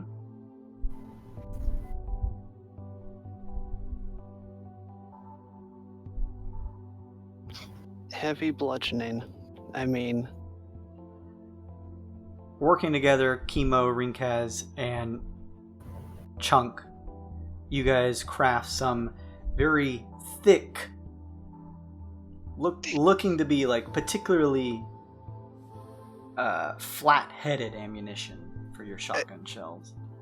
I'm happy it's heavy bludgeoning, but it says it replaces the damage type with bludgeoning and adds 1d4 damage, but shoots at half the distance. I'm already shooting at half the distance. Half of 15 is 7. Half of 7 is. It's point blank. It's literally point blank. But all right, so I get an extra. Now, how does that calculate on crit? Shut up! Just figure it out when it happens. I don't want to God. sit here for 10 minutes figuring out Big Deborah's crit. My fucking brain. Please no. 5. All right, thank you. All of you are doing your Chunk range crafting. shotgun. Glace, Sun Kong, and Vidi, did you guys want to do anything particular during this period of time? No, Blase's just probably gonna talk Kui's ear off the entire time. Kui I wanna- turns. Oh, go ahead, Vidi. I want to go to the meditation pools, please. All right. Nice. Put my mind right. And other stuff. As I furiously meditate for 3 days. The chatter. And I want to journal in my tome all the good stuff that we did. Oh god. Dear author, today I ... Sounds good. Glace, as you are chatting up Kui, she has a surprised look on her face for just a second and turns to you and says, "Oh, we're being hailed." Oh, by who? Well, I assume it's Lushy. Oh. It seems to be coming from Halcyon. Lushy, like, fixes her hair and, like, her blouse and... Okay, alright. Put him on! Alright, she says. And appearing on the screen is Lushy. Well, hello! Hello, Lushy. Long time no see. It's been a while. How have my darlings been? Oh, well... We are just... recuperating from a very, very hard adventure. I see. Hopefully nothing too dangerous that you can't handle as a group. We handled it. Yes, it was handled. Did you happen to get anything nice and deliciously adventurous on film? No, we went to Scourge, so there was nothing nice to film. I'm sorry. Oh. But we are going to Neogokyo next, and we're going to get a lot of really, really delicious things on rec. I see. Well, I've been able to stretch out your episode, this temple adventure you all had, for an extended 10-day. However, it's about the time in the next 2 or 3 days when I'll need something fresh and new to show the folks here. Oh, the next 2 or 3 days? Yes. Okay, no problem. Good. Everything else faring well? Yes, we have a new member. Oh, really? Mm-hmm. Yes. I suppose this means I need to cut him in on the deal. That would be most appreciated, yes. He would like that. He would stay for that. Well, the surprising disappearance and departure of Ileona was certainly shocking and unexpected, although it did seem to be a particularly higher rating episode for Weird and Wild. Very well, I suppose I can fit someone else in. Who is this new person? Oh, well, he's another shadowy character. You'll love him. Oh, he's got the most beautiful face. He's different. I'll wait until he's here to introduce you. Very good. Hopefully I see him on rec. Oh, yes. Yes, you will. Good. Well then, I just wanted to keep you all abreast and make sure my top-tier wild knots are safe and sound and haven't been killed by any dangerous missions you all go on. Not this time. Oh, have you heard anything about Lustria? No, I was wondering if you had pulled any information on your end.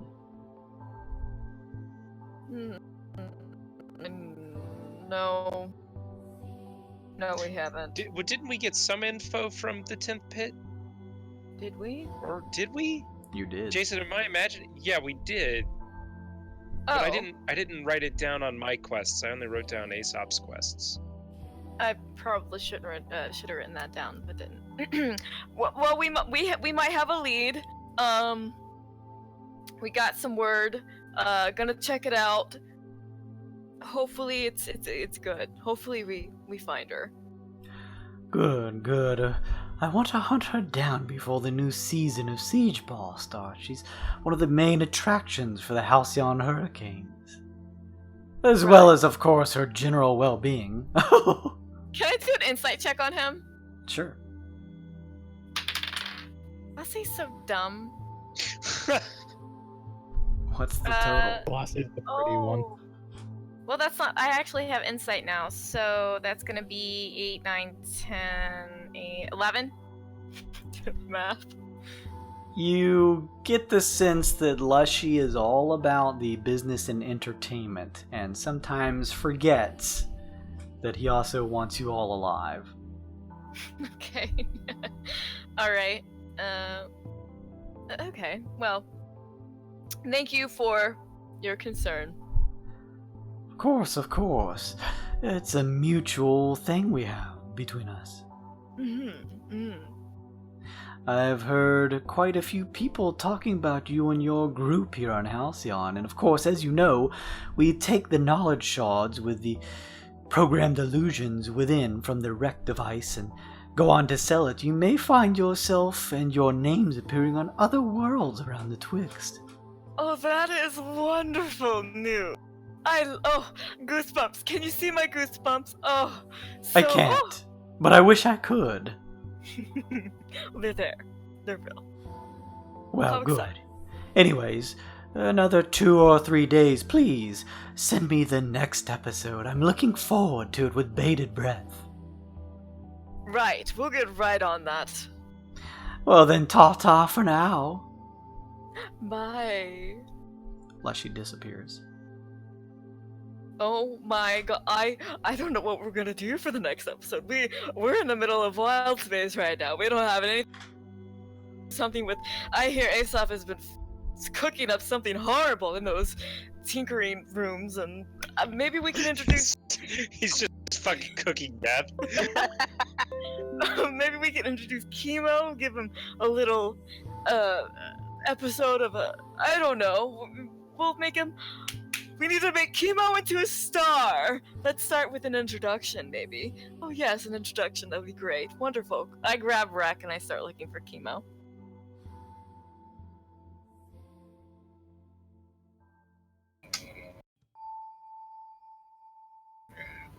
Oh. Is Jason's microphone different for Yeah, anyone else? Jason, your mic switched. Yeah, it Sounds sounds like maybe your webcam. webcam. Yeah. Sounds like you're in the bathroom. He actually is. That's a loop gif of him. He's not at Discord his computer. Sometimes randomly switch it. Same thing, yeah. Yeah, same thing. Oh no. Sound like the overhead at a grocery store. Oh no. Clean Mention up. Wild Knots. The store will be closing in 5 minutes. Get your shit and get out. But really, get No, really, leave. Don't even. We're. Like, put the shit down. Yeah, don't even bring your cart up front. Just leave your cart and fucking leave. We'll the take store. care of it. Fuck. We're already fucking here. So just Dude. I How don't about miss now? customer service I was gonna say, Oh, how long has better. it been since? Better? Okay. days. Yes. That's weird. Anyways, Chemo, you are finishing with Rinkaz, and Glace hunts you down. Chemo. There is a strange floating device made out of what looks like goldish, or at least painted a goldish color of panels, called a wreck that floats near her. There's a center device that almost looks like a glass surrounded lens, and inside you can barely make out what looks to be like a crystal that seems to kind of just float in the device, as the entire thing kind of just shifts around, kind of levitating in the air, shifting occasionally as voices change between you two, almost focusing on the noise. Staring directly at it and just saying, "What the hell is that?" Oh, this is Rec. This is what we record all of our, well, most of our adventures on, and this is what gets us money. I just signed you up for a contract that gets you money, by the way. I'll say fun. there is a robotic bat that is flying around the room. Look at this cutie. Is this? What is this? I guess it needs a name, Chemo. How about say? Saying? Say. Just, Oh, you know, say. spitballing. Wait, let me get this on camera. Hold on. Wait. What I'll is turn Rec on. what is it that it does? It records our adventures. Records. Yes, like this event that's happening right now. Look into its little round thing. It's going to be put on a knowledge shard, and then people from all over the Twixt are going to see it, and they're going to see you and your skills, and you're gonna be a star, like all of us. They're gonna be wearing costumes and masks of Chemo, the Shadow Boy. Why? Oh, because it gives you money, Why honey. would you think that I can't? But if that's showing people what I do, then that's kind of when I was saying how I couldn't get out easy or clean, and I got out clean. It wasn't. This is gonna kind of unravel things if We people don't feel the start dirty thinking. parts. Don't worry about No, that. me seeing me, that's the problem. And I'm pretty sure you guys have killed a whole bunch of things on no, film. Chunk, get out of the picture, Chunk. You're ruining it. Just it's. We can turn it on and off as we wish, and right now it's on. I look at Chunk. It's not murder if you're being paid. It's a job. Wait, what? And there's just silence in the room after you say this, Rinkaz. I'm talking about Kenku. Murder. Oh God! Oh, Just to Rinkaz, dig at a grave, buddy. That wild card Rinkaz is at it again. Glace is like visibly sweating. He's okay. joking. Chemo, do you want to introduce yourself? Maybe introduce your bat thing did you make this? To who? To Rick, of course. To the people of the Twixt. I don't understand what this thing is. It's honey, it's fine. You don't have to understand it. I barely understand it. You said that people all over the Wyrd are seeing me? The ones who have knowledge shards, yes.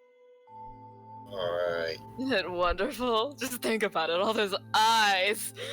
Why And would I want people to watch me? Because the you want money. Oh yes, money and fame. How much money? Well, as much money as if we give them something spicy, saucy, sad, or everything dramatic and exciting that people want to see. And as long as we deliver that, we keep on getting money. And what are we getting, Jason? What's the contract? As long as you provide an exciting episode, as you mentioned, Glace, pretty well in your descriptor, and send it to Lushy. At the end of every 10 days, Chemo will get 500 gold and 5 Wyrd bits. Delicious, isn't it? That does sound like a lot. Today's kind of a relaxed episode. I kind of like look to Rick. We're winding down after a big mission, get to know what the crew's been up. Who are you talking to? Right! He just doesn't get it. I love it. You'll get it, Chemo. You'll get it. So the box over there makes an image of what we do, and then it can be shown to other people. Audio too. Okay. Think of it as a floating little friend animal, if that helps. It's alive in a way. Kima looks directly at it. Chemo, your mechanical bat flies around it like being trapped in a paper bag and just claws at it occasionally. Yeah. That sounds reasonable. Yeah, okay. Well, everybody, this is Chemo. He apparently makes shiny metal bats, and he's mysterious. Ooh, maybe we'll find more about him in coming episodes. Thank you! Goodbye! Who are you talking? That's the last thing Rek hears Holy- before Glace shuts it off. Holy shit. That's we'll need to work on that, Chemo, but it's your first time. You'll First time doing what? talking. Oh, honey. You see Glosse run a hand behind the device, and you hear a flipping of some type of probably switch or something, and you watch as Rex slowly lowers down from floating and just sits onto the table. Is that okay? Yes, it's not recorded anymore, so it's off. You can say, do whatever you want now. Oh, thank God. Fart jokes. Love it. That's clean air, Chemo. It really is.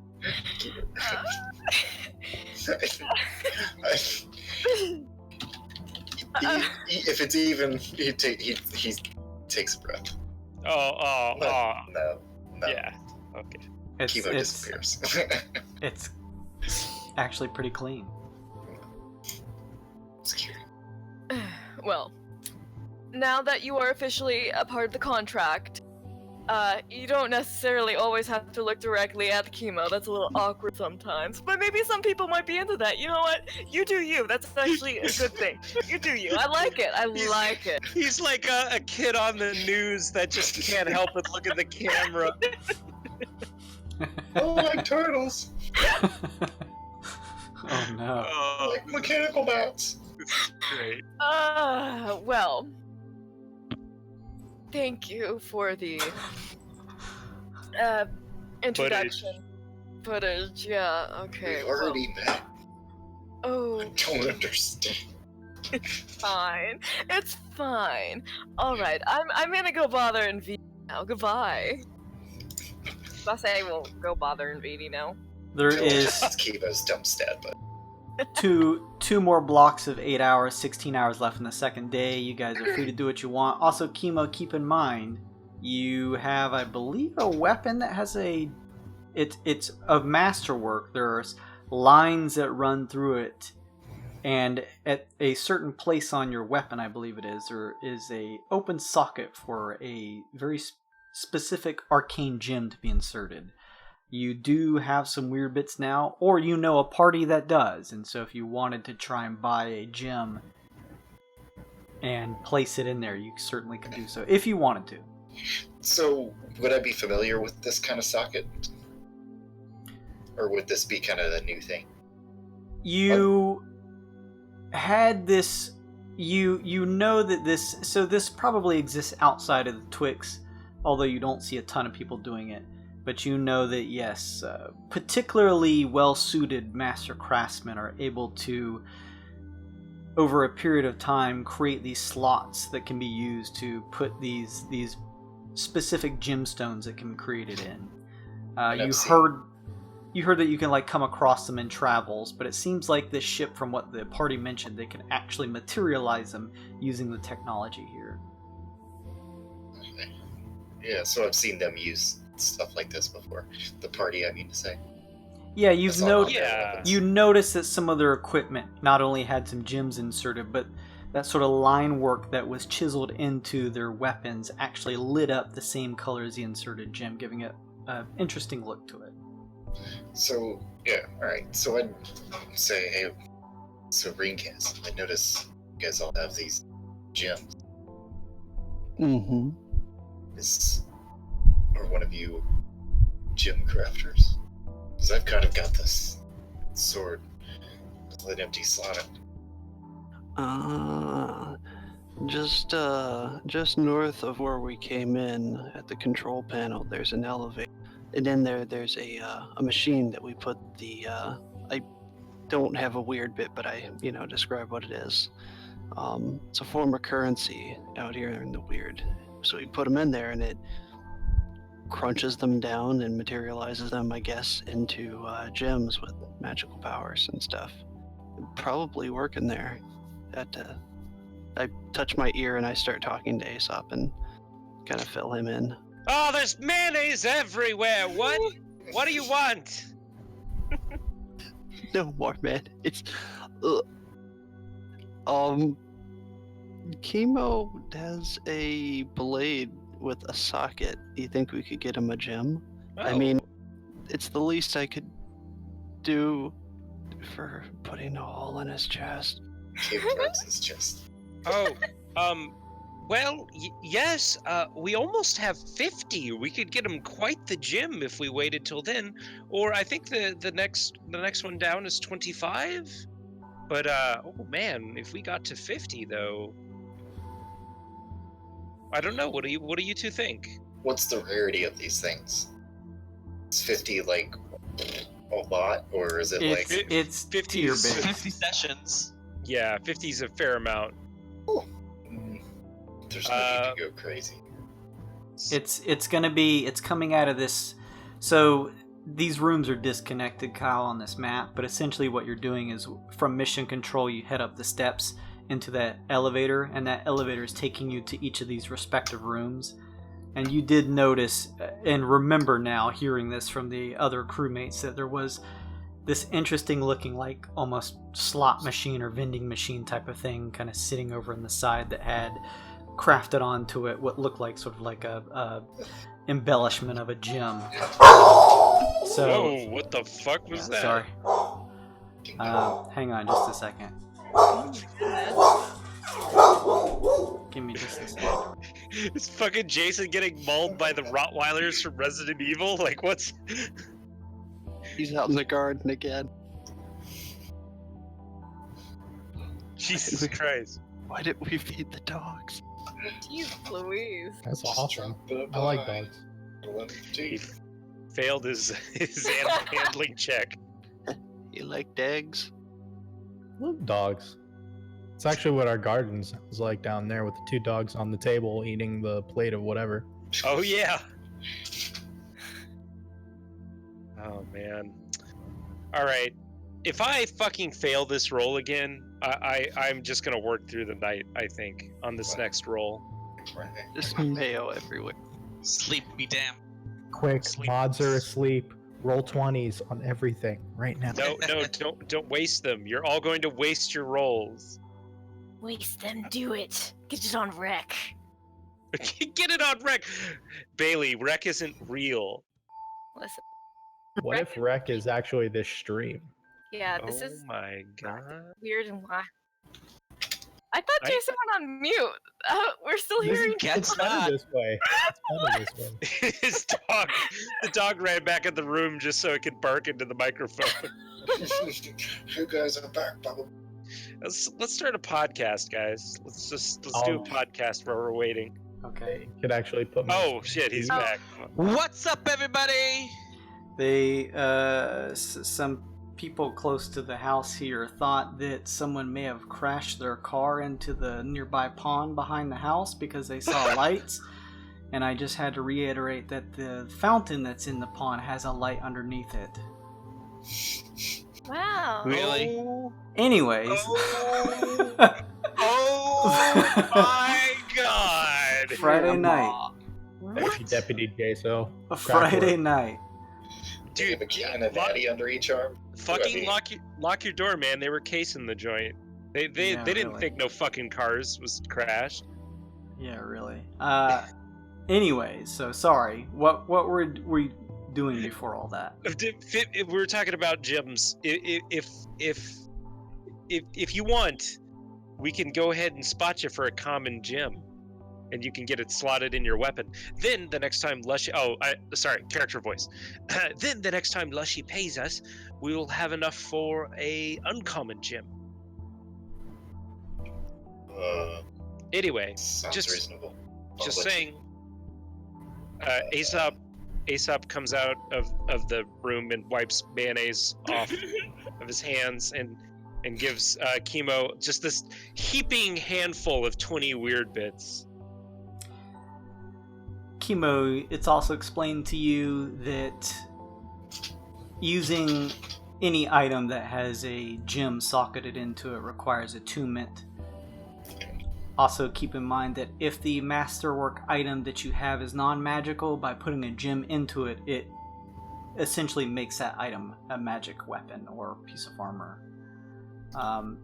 You can try to take a gem out of a piece of gear if you'd like, even if you're not trained in the jewelry profession, but you do have to make a check and there could be some disadvantages. That happened back on Relica and there was a big explosion because the NPC rolled a 1 on that check. Yep. But anyways, yes, as you mentioned, Chemo, the higher the tier in terms of the amount of weird bits you spend, it's going to be a random gem, but they're going to have more rare properties. So the uncommon gems are 50, as Aesop was mentioning, but for 20 gems you could get a common, at least for the time being, so that you could create your weapon as you could turn your... What weapon do you have? Short sword. You could turn your short sword and to a magic weapon, as well as give it a special property depending on what you roll. So it's up to you. Do it. Put in them shits. Cram. Is there a... I don't see that on here. 1340. Hang on. Oh, okay.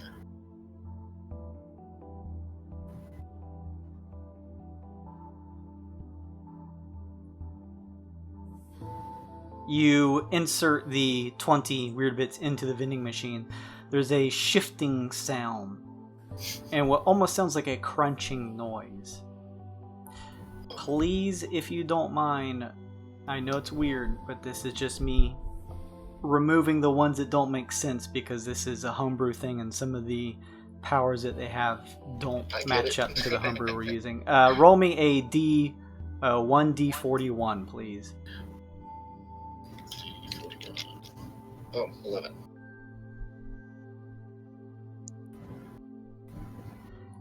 Appearing out into the bottom tray of this like vending or interesting looking steel machine is a smoky looking gem. I'll just say that because we're on the ship, I know you guys have to identify this, but you just take the time to do it. You find out, Chemo, that this is an celestial quartz gem, and if socketed into a weapon or armor that you're carrying on you, it gives you advantage on history checks. What? That's Cool. pretty good. Sweet. Badass. Advantage and a -1. Well, even still, it makes your weapon magic, which is Yeah, big. true enough. Sweet. History. I have the short sword of history. Nice. You go ahead and socket the gem into your short sword. I might ask everybody if they could use it since we spent the Nah, no. I'm good. I'm fine. Yeah, okay. You push the smoky gemstone into the socket on your short sword, and you watch as the crafted line work around the weapon begins to fill in with the silvery, smoky lightness from the gemstone, and has a little bit of an emanation of light coming from it. Not enough to actually serve as a torch or anything, but it kind of has a cool look to it now that you've inserted the gem. So now your short sword is magic, and just remember that you have advantage on history checks. You bet I'll remember. I have advantage with history checks. All right. Anything else you guys want to do for these 2 sets of 8 hours before the second day is over? I need to fucking try again to not make mayonnaise. Let's Alright. go. That is super not mayonnaise. Wow. Or some Holy shit. Here, you can have a good luck card. Good card. Easily That's like- make the check. It's like Miracle Whip now. I pass along the greater drops of healing to our good buddy Invidi and say 50 gold, please. Here you go. Actually, you wanted drops, right? Yes, please. Greater drops are, I think, 100. Hold on, I Sure. posted it like. Oh no, the chat doesn't go up that high anymore. No.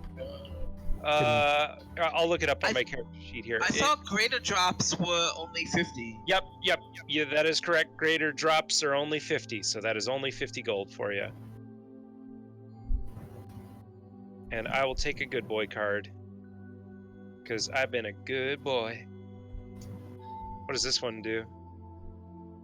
Oh yeah, it's the best one! Ah, the fortuitous circumstance. You better fucking believe I'm gonna succeed on this experiment, Jason. You better fucking believe it. It doesn't Oh, work. shit. This experiment better fucking happen by the end of this session. It is. I'm gonna not sleep through the night. Shit. I'm fucking inspired.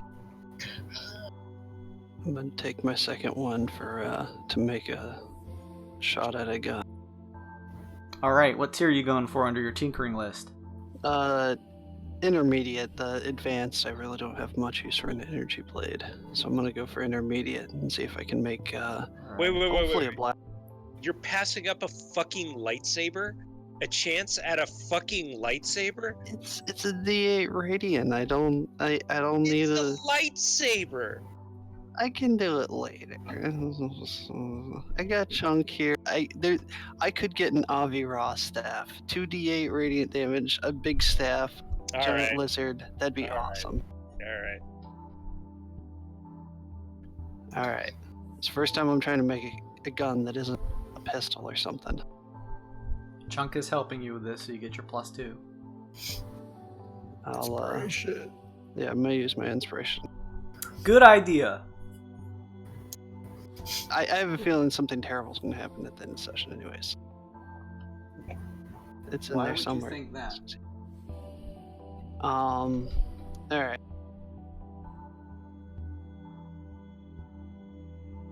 Don't screw me, roll 20. Don't fuck me, roll 20. All right, it's a 14 since it's an yeah, DC 14.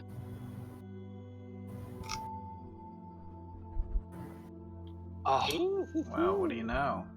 thank Oh, that's God. pretty good. Yes, you easily pass your check over the 8-hour period. Now, you are experimenting, so anything on that intermediate table you could create. So, 1, 2, 3, 4. D12. Yes, D12. Yes, I've actually marked that on here. Me.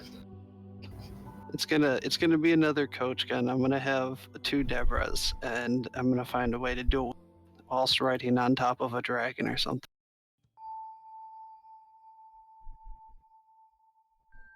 What the hell? You learn how to craft a normal revolver. I mean, it still does more than my rifle. Oh, that's And cool. just keep in mind that you can mark it down as a known recipe in the future. I'm gonna mark that. I have all my other stuff that I've created on my list. All the other like random attachments and stuff. I mean, that's pretty good. I'm happy with a revolver. It's not an energy weapon, but one day. All right. I want to do an experimentation too, but I also want to collect that 500 I threw at the guys on the airship so we can get off of there nice and clean. Anybody got some money though? I do not. I do, but not for you. Oh no. What do you need? We did it to save you. I you know. bastard. I know. I barely know you though. What This do is you my need? life. Yeah, what do you look? The crafting is 100 for intermediate. Oh, I got that. Being a gunsmith, it says it reduces the cost on mine, so I got a little extra cash. Oh, neat. I'll toss him 100 gold. So, we square, we good. Thanks. I'll make sure not to waste it. Playing my inspiration Oh shit. I'd like advantage. to aid him, since we can use tinkering tool. Chunk is busy helping Rinkaz craft his stuff during this 8-hour period, unless you just want to wait after that. Otherwise, Rinkaz is in the middle of crafting his soon-to-be revolver. I'm gonna say it while I'm rolling. I feel pretty good with advantage. You know, just roll above a 10. Oh my god. So the DC was 14. Ooh, you got it. Shit. Hey, good job, though. I knew I was gonna jinx it. That's why I had to say it while I was rolling. Yeah, sweet. So that was, what, Intermediate? Intermediate, yeah. Alright, so with that, I'm going to ask you to make a D100 roll. Oh my god. 66. With a 66, you have created Oh. a thickened hide bracer. Let's take a look at what that does. Choke collar. Oh. Oh, yeah? Jackpot! Nice. Oh, actually, it's kind of cool. What does it do as I continue looking for it myself? This device attaches to the arm as feature multiple layers of cured hide covering spongy cushion. When you're hit by attack, you raise your arm to absorb some of the damage as a reaction. Roll 1d12, reduce the damage by the value. Once per long rest. It's like the Wonder Woman bracers. Yeah. That's badass. I needed another way to use my reaction. As a monk, there's just not enough. Hey, there you go. And thickened hide bracers is now on your recipe list, so mark that down. So if I do the intermediate again, and I roll thickened hide bracers, do I re-roll, or...? I was thinking that I'm going to roll it because that's no fun. If you guys roll and you roll on a recipe you have already, especially if you're trying to get a particular item, I'm just going to ask you to roll again. That way you can learn as much as the stuff that you can that's on there. Yeah. So, last set of 8 hours for the second day. Working through the night, baby. All right, so Jason, Yes. You Can have I your use my good fortuitous point? card. I can use that to succeed on a check, right?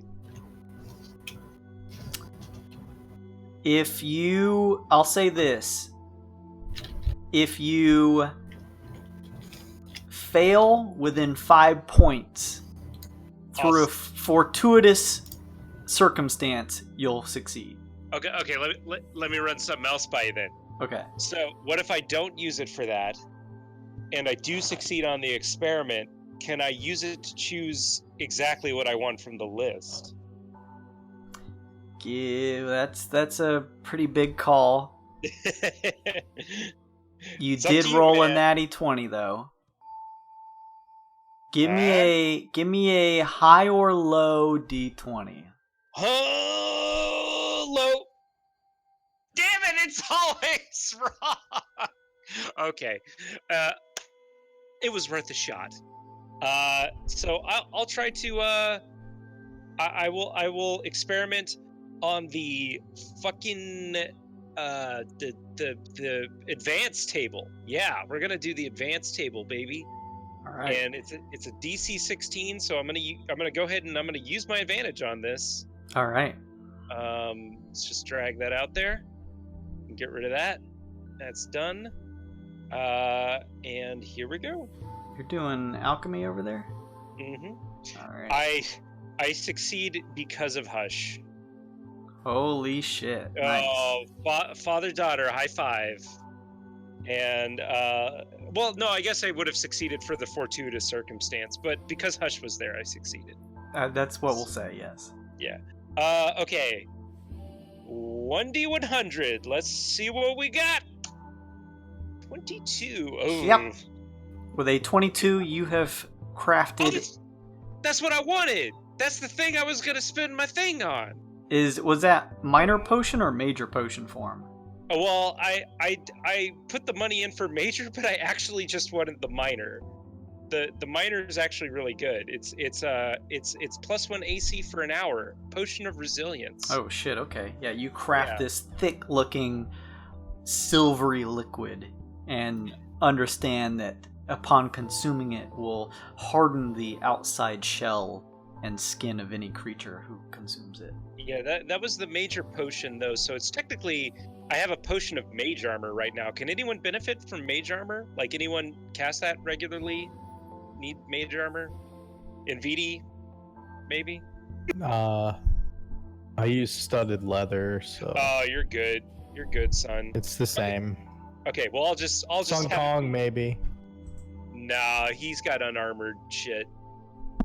If anything armored up. Well, what's your armor right now? AC is 17. Yeah, that's not gonna help. Max is at 60. But you know what will help? +1 AC for anyone. So I spent 300. I spent 300 gold on that, and now whenever you guys want, you can give me 150 gold, and I can make you a potion of resilience. That's awesome. I'll probably take you up on that. Well, At let's some see. point. Let's see what happens tomorrow. That's it. Aesop goes to bed as everyone else is waking up. Third day, we're gonna move the vessel one space over. We're not gonna go back to the map for that. You guys know how far you've moved. Go ahead and the first 8 hours, Aesop, you're napping. Yeah. Kui turns to you, Glace, and says, we're getting another call.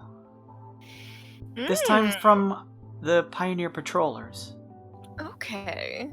See what they have to say.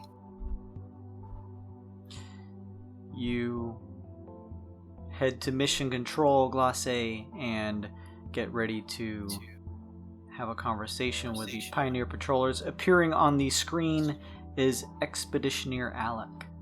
Oh, Alec, what a pleasure. Greetings again, Wild Knots. Or Wyld Tycoons, I should say. How are you faring in the Twixt? Oh, we're just coming along. We came back from Scourge. That was a thing. It was hard. What were you doing there? What were we doing there? Scourge. Yes, we were saving people. Trying to save. Well, it's not a deception check, technically. Oh, yeah, no. Glacé's not lying to him. Or it's not trying to lie. Interesting and dangerous place for Wild Knots to go. Yes, Hopefully, it fell. everything turned out okay. That could have been worse. Listen, I didn't mean to take up too much of your time. I just wanted to run something by you, Wyld Tycoons. As mentioned before, we are planning to, in these upcoming weeks, have a summit between all four of the larger factions of the Twixt, and discuss the fate of the Witchlight Marauder that is currently in stasis by the Masterminds. That thing, yeah. I have a sinking suspicion that among our ranks there may be a saboteur. Do tell. I have no full proof of such things, just, I suppose you could call it elvish intuition. Mm-hmm. Something in the air. I'm not saying I do not trust the others.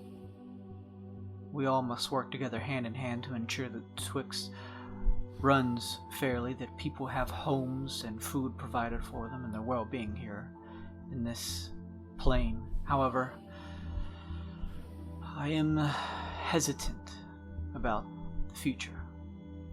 I just wanted you to hopefully, I'm sure your party already does, but keep the eyes in the back of your heads. Who do you suspect? I do not know for sure. Oh, okay. Alright. Well, that's unnerving. Perhaps I am being too sensitive about the whole thing. It's difficult to tell. I suppose I'd rather be paranoid and right than cocksure and wrong. Okay. When is this happening? This get together? Oh, our schedules are busy. We are still in the process of determining a date, but it will be these upcoming weeks. We want you the Wyld Tycoons specifically as a face to the enduring wild knots across the entire plane to serve as a voice in this committee, and thus we will be sure to let you know once we have nailed down a date. Okay. I'll keep my eyes and ears open, and the others will know as well to do the same. Very good. I will hopefully speak with you all soon. Yes, it's always a pleasure. Be safe out there. You as well. Alec disappears.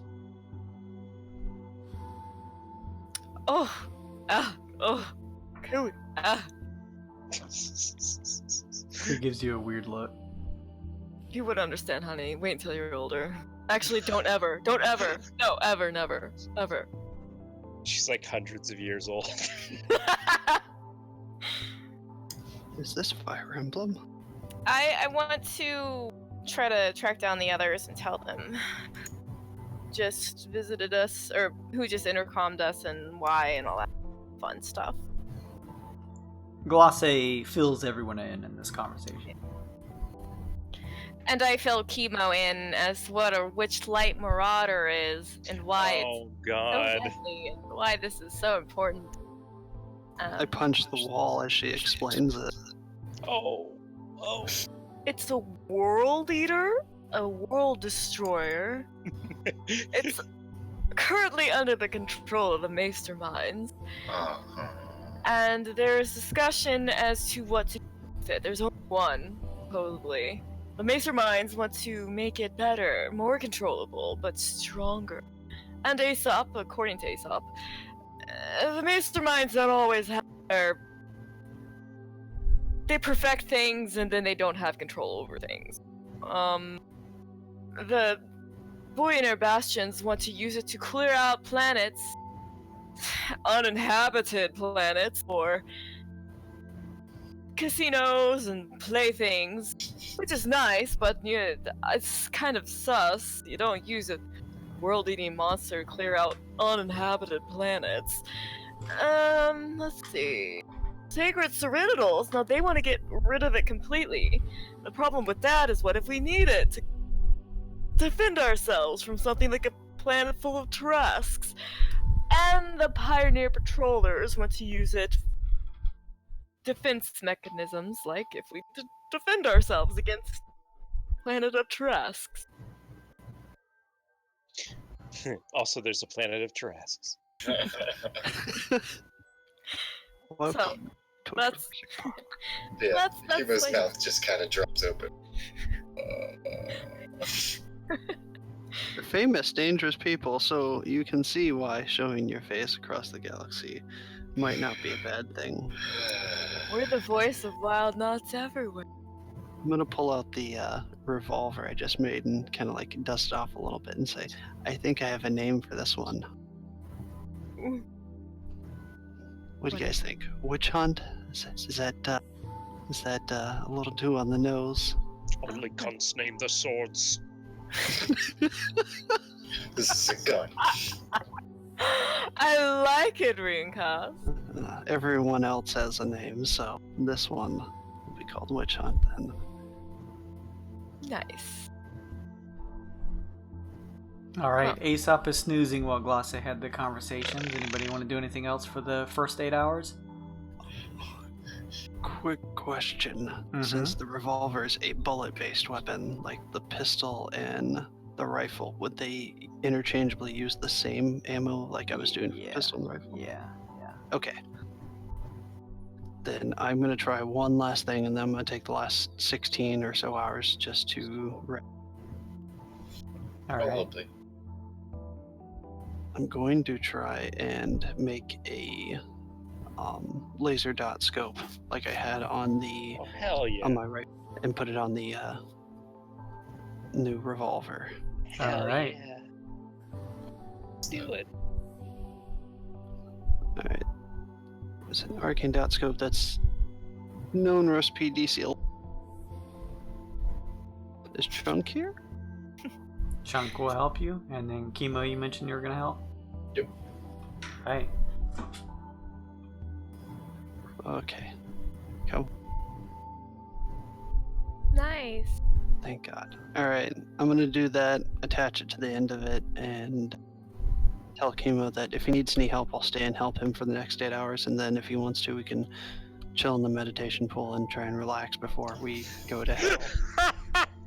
Just a couple bros hanging out in the meditation pool. Yeah, What a Kimo kind of looks at you sideways. Oh. There's a lot of masculine energy in that meditation pool right now, that's for sure. Is that a metaphor for something? Nope. It's just my revolver. Just like the flat. Nope. Nope. That's my witch hunter.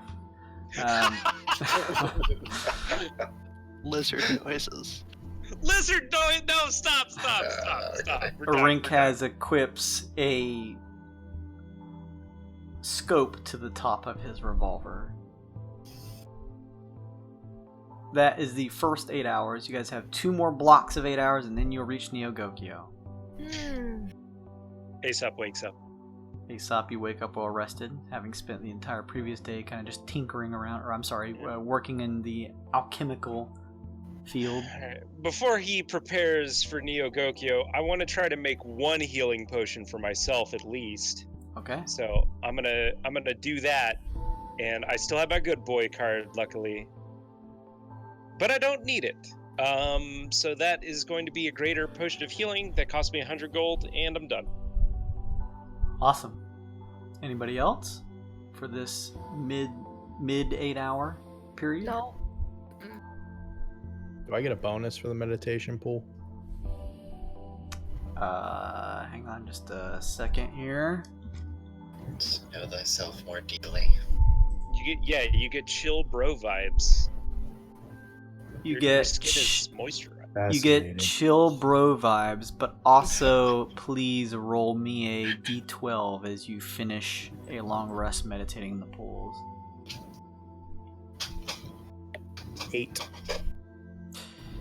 You spend a long rest in VD, taking your time to just meditate and feel at peace in the calming meditation pools, focusing your divine magics within yourself and trying to look deep within. With an 8, you may cast a spell of 5th level or lower without expending any listed material components. The material components required must be worth equal to or less than 75 gold pieces. So just write that down, keep that in mind for the happenstance where you need to do so. Okay. I'd copy and paste the text in there for you, but the PDF is weird and doesn't want to do that, so. I'll write it down. Okay. PDF you. Alright. The final block of 8 hours rolls around. Anybody else before lowering? Kimo, as you've been watching the mission control, you see this interesting looking, it looks like moon shaped. It's not as big as a planet. A little less large than even Scourge, which was a moon itself. And it's coming more and more into view on this arcane projection. It looks like you're nearing Neogokyo with this last 8 hours here. Oh, there it is. It's beautiful. Yes. Points to the wrong planet. No. It's the right one. Oh. Oh. Kinda, Oh, go ahead, Aesop. no, I was gonna say I kind of leave Hush in the room and say, "Oh, this has been 3 days already. Well, good work, Hush. I'm very proud, wise, of you." I haven't cleaned up any of the mayonnaise. It's been there for 3 days now. It's just, Ew. well, it's okay. It's synthetic. It lasts like way too long before spoiling. The lithium grease. Hush looks at you for a moment, studying you, and says, "Thank you." Okay, just give her a nod and walk out. Kui turns to you, Kimo, and says, "Oh, you're happy to take a smoke break outside the ship if you'd like to go take a look before we land. Actually, that'd be cool. Shit, let's go. Oh. Yes. Anybody else want to go? She says. I think I'm going to send a dispatch while they're outside.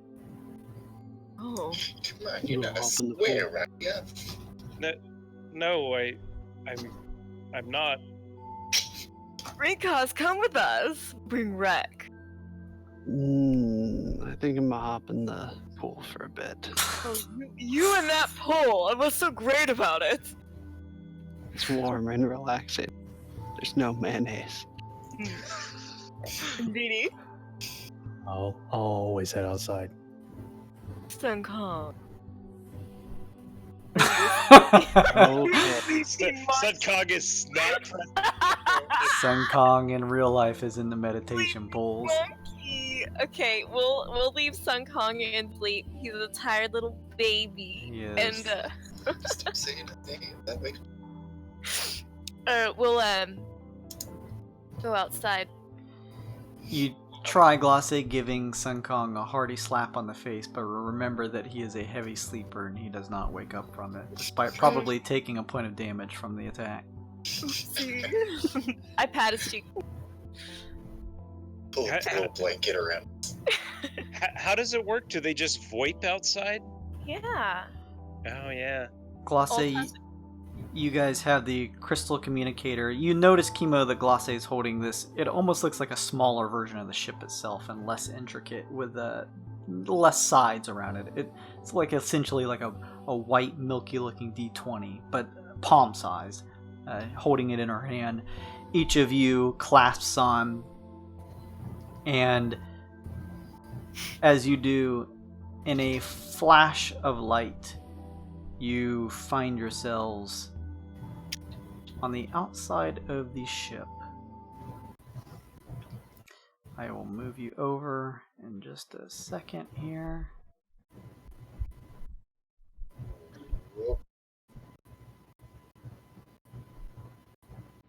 Thought it'd be funny, I'll say, if we kept on going to wrong planet after wrong planet. Until Yeah, we said, Glossa's isn't bright, but in Neogokyo isn't bright. It's like a dim, darker planet with little tiny bits of light on it here and there. if we kept on going so much, this would put the auto nav right back to where we left from. Who's just watching us? I fucked you guys. She just spaces you guys just right out the airlock. Kimo, you stare around, noticing at the base of your feet that you're standing on the large open ship. Everything looks uprighted to you. Everything looks upright, like you're standing on the top of the ship.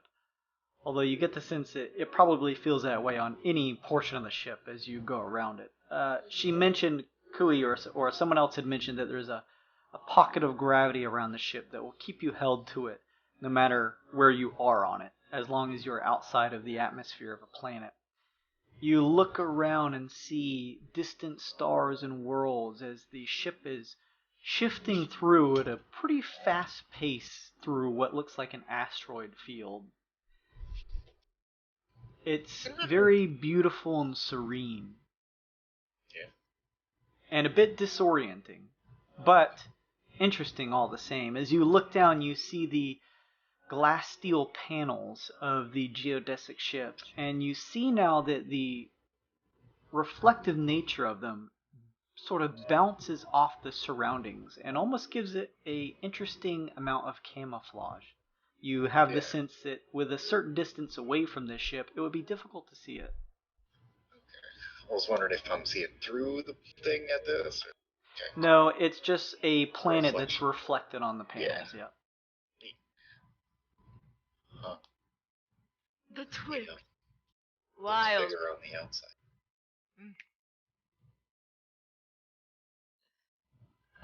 Do we see Neogokyo from here? You're still a few hours away, so you don't see it just yet. Oh, okay. Actually, make a perception check, all of you guys outside. Ooh, so that's what it looks like. Oh, okay. Plus 9, 17. 16. 19. Oh shit. It's With like your 19. You take your pick. with your collective checks, Glacé, it's a little hard to see because of the distance, and you have a few hours left to get there. But you've been there before. You almost kind of know the general direction or pocket of space with the colors and area that it's located in, and each of you looking, you point out to Chemo, satellite Neogokyo in the distance. Hey. You see in the distance, it's very small, Chemo, but what looks to be a moon made of what almost looks like pure steel or metal, and surrounding it, almost giving it this almost like a strange, irregular fruit-like shape, or what look to be these large towers or some type of spires that just eject from the surface out into the atmosphere of the planet. Wow. That's it's a man-made planet. I think the genius made it. I think. What? Cool. Yeah, this is that. Does this thing go any faster? I don't know actually. That's something we'll have to ask Kui. Can Kui hear us from out here? Hello? You have the communicator. Hello? Hi, Kui. Yes? Can this thing go, like, fast? The ship. Well, we're going at spell-jamming speeds. Oh, true. The navigator, it just doesn't feel that way because we're so far away in such this big space. Oh, yes. If we were to be near any objects, Chemo, of relative size, we would fall out of spell-jamming speed, so we can't crash into anything, but we also don't want to be near anything either, because with it being too close, the ship will slow down. So it may not look like it, but we're actually traveling very fast. You should hit the brakes. Just slam on the brakes all of a sudden. That was a joke, Gooey. I mean, it's its own pocket of atmosphere outside, so that nothing would happen to them. Okay, all right. I'm not a physicist. I'm a hematologist. I don't know how this works. Well, that's all there is to it. I guess we'll stay out here while Chemo has a smoke and just gaze upon the Twixt and the stars. It's your chance. Yeah, okay, that sounds good. It's Look at beautiful, and after about an hour of enjoying the sights, you hear over the intercom Glacé, or the crystal communicator, it's Alderman. He's signaling us again, or at least someone from the 10th pit, whenever you guys are ready. Oh. Well, I mean, I can take this if you guys want to stay out here. I don't even know that I can stand right now. Just kidding. Well. Work to be done. Yes. I'll hold the crystal communicator out so we can all touch it, and if we voip back in, we're ready. We're ready to voip back in. Glacé, you're unsure if Chemo accidentally may have taken any of that ghost gang plant Stray had previously. Oh, that's gonna knock you out. You guys figure out. Taste blue. Taste blue. That sounds weird. I am ready. With a flash of light, Chemo and the rest of you find yourselves back in mission control. Kui, seeing you arrive, pulls up the planetary systems and they dissipate, and in place of them is the familiar face of Alderman. Hello, darling. Hello again. How's everyone? We're well. Good. I had some things I had to arrange, but I believe I was able to at least from everything that I was able to find, I believe this contact that I'm going to have you look up for my granddaughter should still be on Neogokyo. You are aware of Leah, correct? Your liaison. Uh-huh. Let us just say that through some technical wizardry, there are many liaisons for many contacts we have across the multiple planes. I would have you seek out on Neogokyo the original Leah. Ooh. She owes me a favor, in a manner of speaking. Okay. Where is she on Neogokyo? That is the issue. Let's just say that at the time of her parting, I was able to help her abscond safely, but had to purge any information that would allow the 10th Pit to be able to find her location. So while I was able to at least affirm that she is on Neogokyo, I don't know where exactly. Oh, well, does she look like the liaison that we have been dealing with? Yes, she will look the same roughly, besides a change of clothes and some minor amendments, but she will be largely the same. She is the original, after all. Perhaps with a little bit of your group's sleuthing, you'll be able to hunt her down.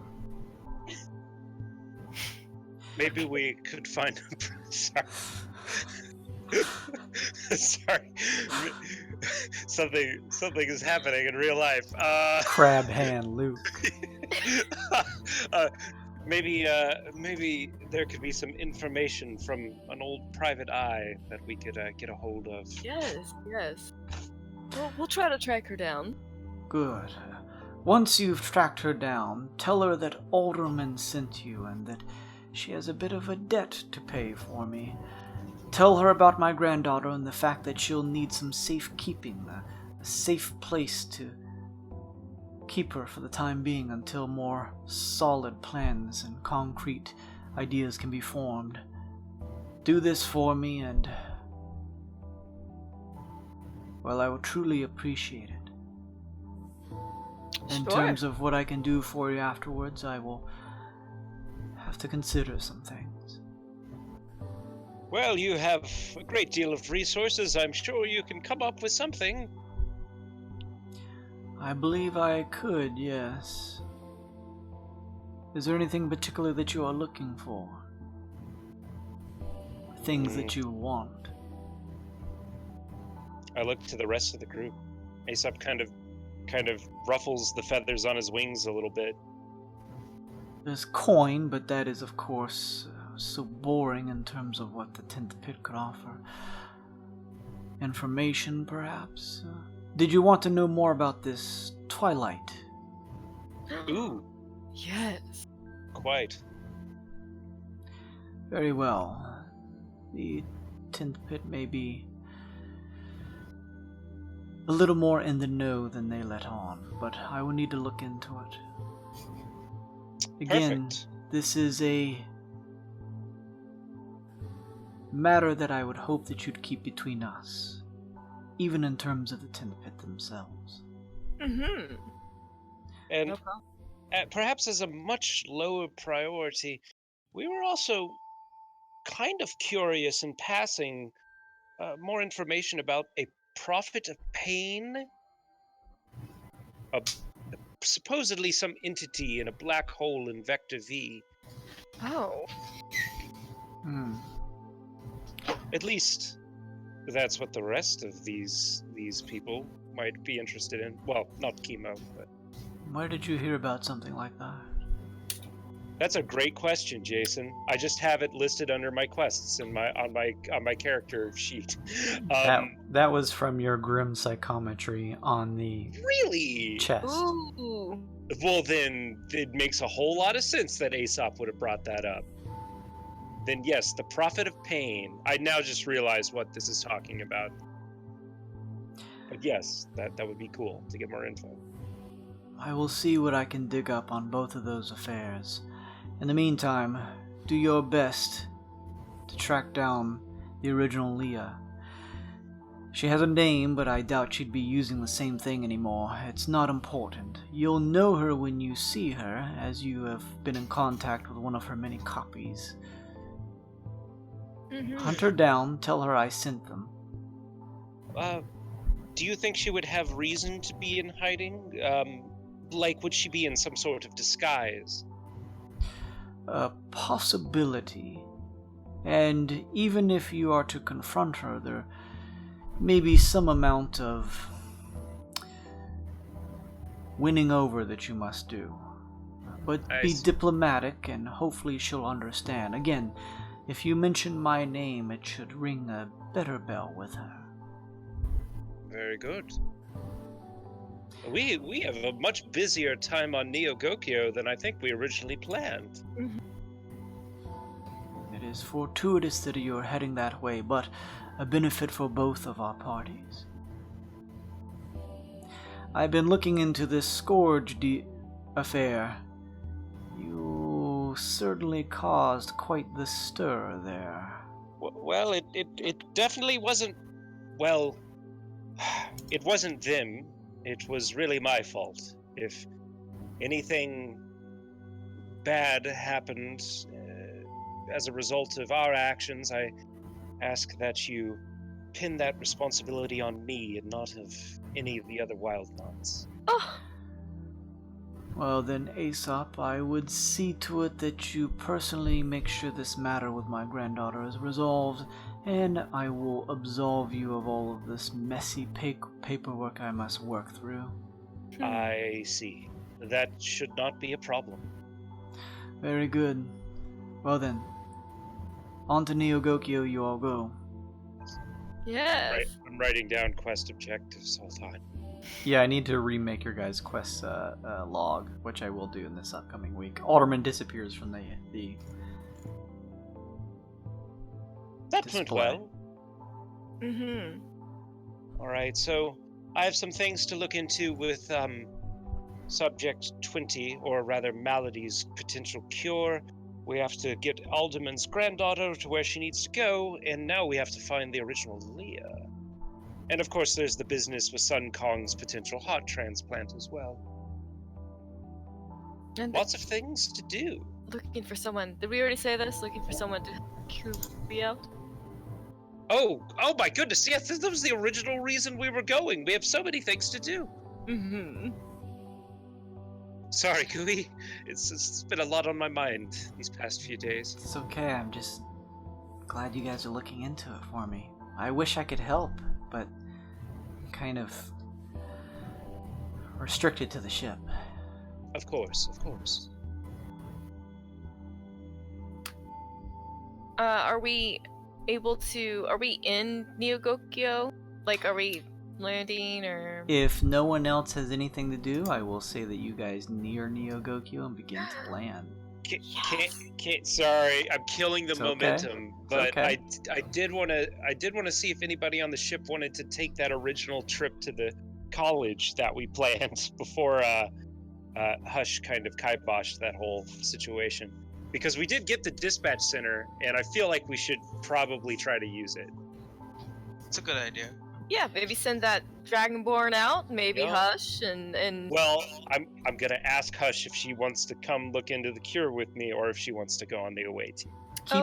Keep in mind you can send the dispatch to the college, or likewise you could just send the dispatch center, or I'm sorry, the dispatch, the Dingus 3, just out to just explore and potentially find loot for you guys. Can we do a thing where it's like if they find a promising planetoid on the way, they go check it out?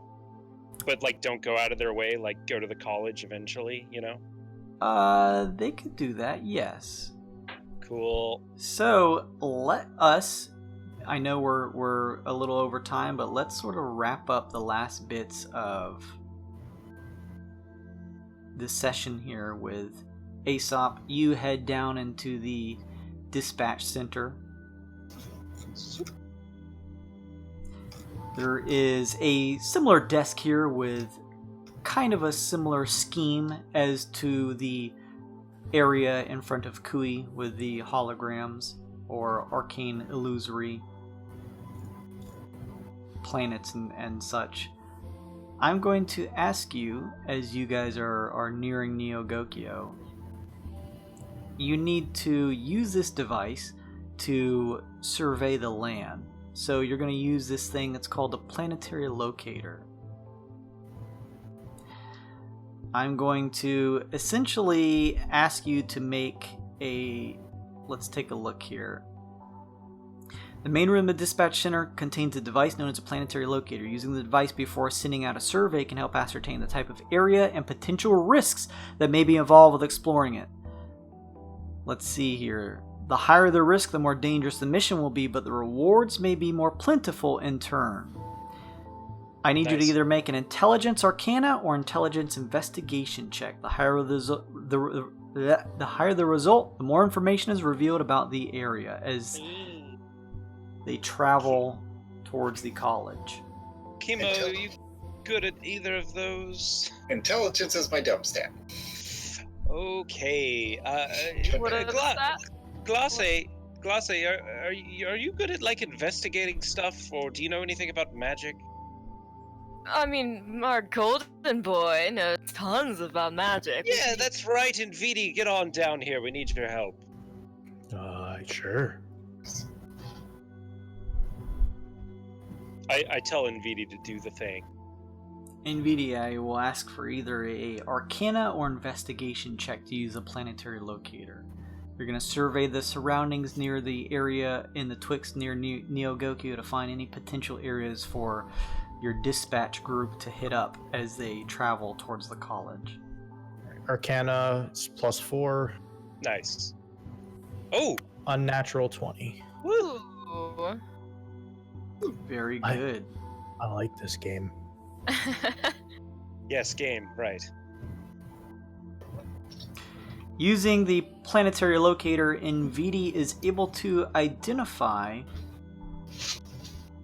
that there is a star nearby, and the arcane illusory display shows it as Anag's star. There are a few planetoids surrounding it. Of interesting note with that unnatural 20 NVIDIA, you find that there does seem to be some spelljammer activity within the area. You believe it houses a number of lizardmen, although what they're exactly doing you're unsure of. You also find that there is a spherical water world called Drothu that is kind of along the way towards the college. The information you gather is that the notable groundlings include dwarf tribes and some chaotic creatures, although you don't exactly know the details of which. There's a superheated surface, but because it is at the bottom of a large vast amount of water, it creates superheated vents, so the water here is relatively warm. It is a place you could explore and check out. You'll need to decide who you send and what you gear them up with. Oh, Slime and Zeke can breathe underwater, can't they? Being, lizard-like creatures. Mm-hmm. We could send those two, and then have Old Ganny, Inoki, and Stray? Question mark? I mean, I don't know. I don't know, NVD. What do you think? Do you think Stray would like to go along? I think Stray likes field trips. He is extremely powerful storm sorcerer. You know how those are. Well, here's my thinking, right? So there's a group of lizardmen. Maybe if Zeke and Slime were in the group, they would be more likely to be diplomatic. And that's assuming if they're even hostile. And then, of course, on the water world, then Zeke and Slime, once again, good for that. While Stray, if there's some sort of, storm or something, he could help out. And he's a changeling, so... Perfect. Wow, really? He's a changeling? Yeah. That's amazing.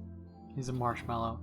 You guys take a look at the wreck boat, the Dingus 3, and determine that up to a maximum of 5 people can board and head out on a survey. Nice. Okay, so just to cut to the chase, I am putting forward Zeke, Slime, Kriv, Stray, and either Inoki or Hush, whoever wants to come along. Hush says that she will not cause trouble and will not go on this trip. Okay, that is perfect. That is perfectly fine. I asked her if she wants to come with us to Neogokyo to look into the cure. She's happy to do that. Okay, then I will send Inoki, and I will trust Inoki to handle all of the actual like scholarly shit when they get to the college. Okay, sounds good. I'm usually the one who does that anyway. Exactly. That's why I chose you, Inoki. You're the perfect mushroom for the job. For the sake of the session, we'll wrap up here, but take a look at the dispatch notes before you send these ones off. Luke, if you don't mind just reiterating who is going to be sent off in the chat. Also, before we send them off at the beginning of next session, we'll just go over each follower that you're sending out can carry up to 4 specific pieces of gear. Actually, that should be 3. 1 weapon, 1 piece of armor or clothing, and 1 handheld item or tool. Oh, okay, so 4 specific pieces of gear. 1 weapon, 1 armor or clothing, 1 handheld item or tool, and rations. Does that include, like, Kriv, who would already have armor and, like, a katana? Kriv already has armor and a weapon. Okay, cool. I'll kind of do some bookkeeping here. We don't need to do this. Yeah, I was gonna say just keep that in mind, and maybe just let me know at the beginning of next session as you send this dispatch off. Mm-hmm. How long it takes them, the goods that they find, and when they return will be determinant on their checks. But we will find that out next session. For now, you guys near Neogokyo and begin the process of landing, and that is where we will end tonight's session. Sick. Good little in between, little downtime session. I like it. Housekeeping. It's always nice to relax a little bit, do a nice bit of relaxing every once in a while, and I like the role play you guys had. It was well done. You guys kind of built up a nice little catalog of things to do that I need to update your quest log for on Neogokyo. But yeah. Thank you everybody for watching. I really appreciate it. Let's take a look here and just thank those who stuck around this long. Thank you, Looney Loomworks. It's always cool to have you come watch. Thank you, Lurks. Thank you, Shift FK or Shipfuck. Thank you, Ted. Also, just a shout out, and I'll also thank you guys again for at the beginning of next session.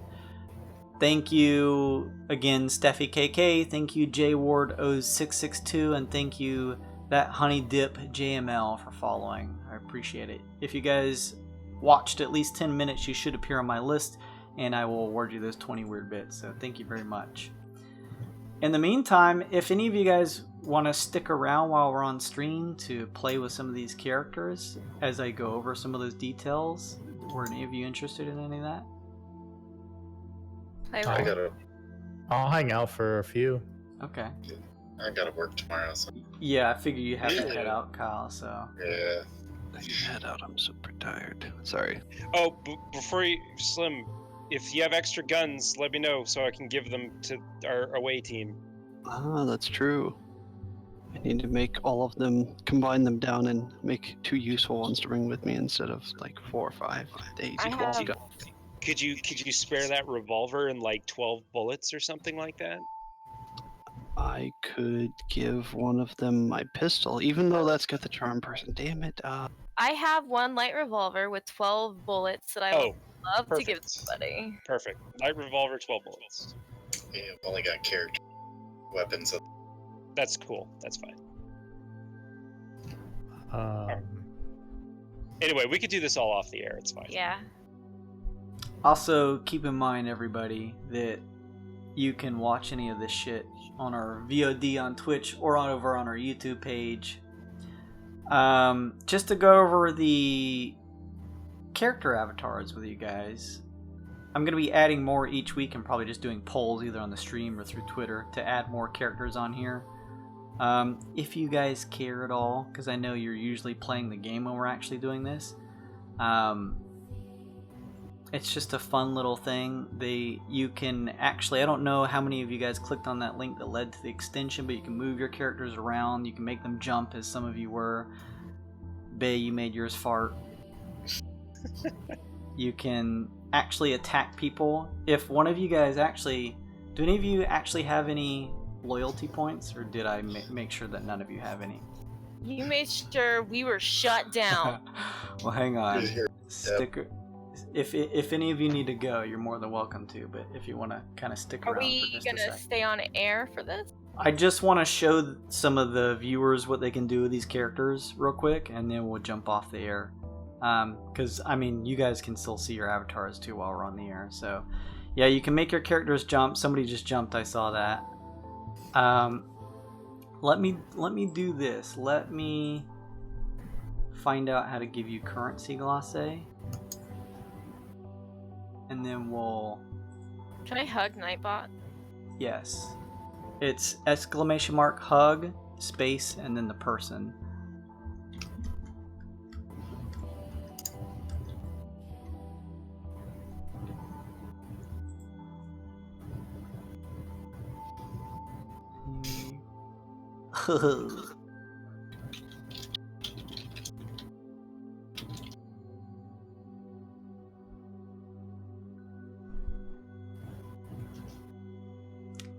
Alright, let's test this out.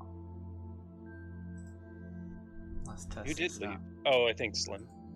Yeah. Oh. Yeah. So let's do... Kevin looks so comfy and so peaceful. Oh, he's...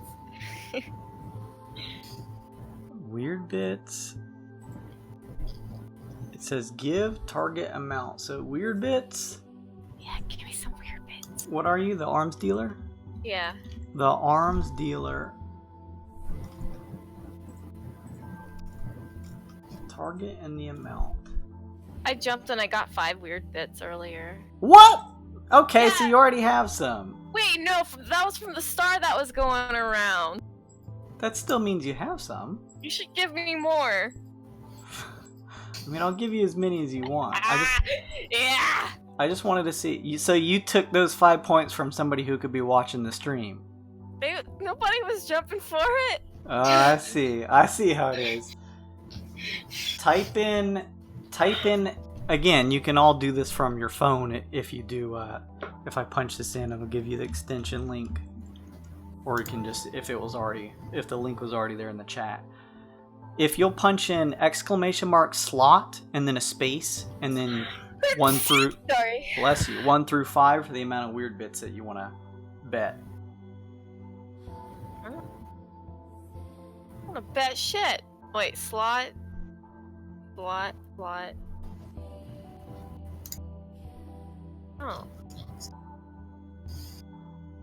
Did it work? Wait, what am I typing? !slot and then a space and then 1 through 5 for how much you're going to bet. Boom. Let's see. And then on stream, a little slot machine will appear. This is what any of the viewers can do. This is the coolest thing. Oh, 7s. Oh. And there should be a certain payout from that. Yeah, see, now you have 9. Oh, I see it. Look at these. Look at this. I got 7s. What is that? What happened? You now have 9. Oh, wait, Wait. hang on, let's double check. I have 4 weird. I bet 1. I have 4. I don't have 9. Probably because we're not allowed to gain them, so. Wow, Jason. I'll double check that. My hard-earned weird bits that I jumped for. Take mean, it away. I'll probably remove that if you guys want to play with that stuff. I'll probably remove it. Can you do !duel and then space and then punch Nightbot? in punch in Luke's name. Duel gladly. What is his name? TV casualty. Yeah. Yeah. Don't do it. I'm a little rat boy. Steffi? You know what? I'm gonna fucking fuck Kyle up. Oh. How do you control this, by the way? Don't tell him. If you'll here, hang on just a second. Wait, I did it wrong. EL. Hang on. just a Duel. I just want everyone to know that this is stupid and I hate it. Here's the in our Discord. I posted the documentation, and if you'll scroll down like almost halfway, you'll see all the commands. Do exclamation mark duel, and then a space Luke, hit a wall of text, and then space the amount of coins you want to bet for the duel. Yeah, give me some coins, boy. I'm gonna fight Kyle because he wants to fight me. And then let me check. Kyle, do you have any currency? No, you don't. I wonder if I can just punch in some and you have it. Let's see. You declined, Kyle. How do you accept duel? I don't know what's happening.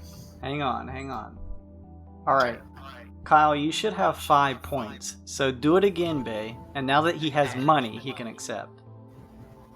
You're going down, Kyle.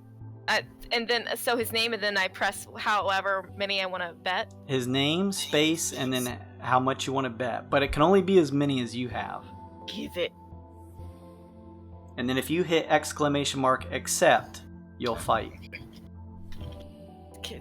Yeah. How'd you You're dead. You're dead. Oh. Something happened? So, I see some signs happening. I don't... see me? I don't know. what's going on? Jason. Did you punch in accept? Oh, there it is. Oh my god. Wait, what?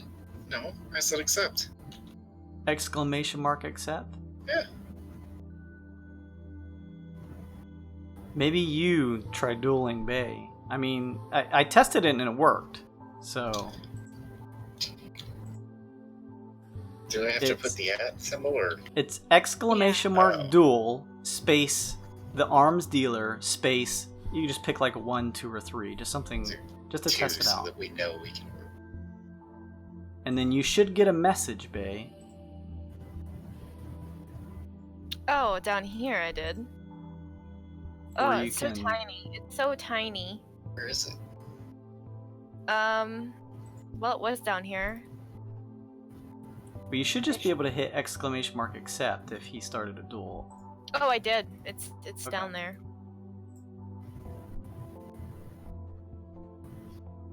Yeah, I don't know why they're just not fighting. Oh, what? You're a wizard. Why would I accept this duel? I'm not a wizard. I'm a lady. They're not fighting. Here, I'll make you fight. Ah! Whoa. Make me win. What's happening? Yeah. Punch in exclamation mark attack and then his name, space in his name.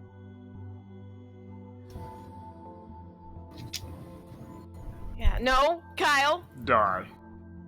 She knew. Oh, Jesus! Oh. Dead. I just saw Kyle fly across the screen. Right? No. You come back to life, Kyle. So there's some options I still have to check out and play with. There's a ton of shit to figure out on it, but for now we have some humans, male and female, and clearly a shitload of rats. I'll be adding more over time. There's a whole bunch of fun things you guys can do. Some of the options I've disabled, at least for the time being, but I'll be adding plenty more, as well as plenty more avatars and stuff like that. So I hope you guys enjoy it. You can check out the documentation over at just punch in Google Stream Avatars Documents or documentation or anything like that, and it'll pull it up for all the commands.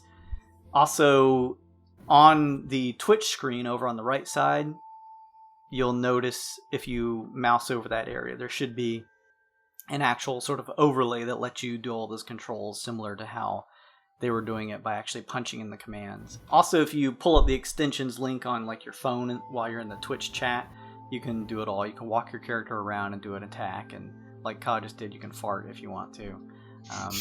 So you guys can have fun with that.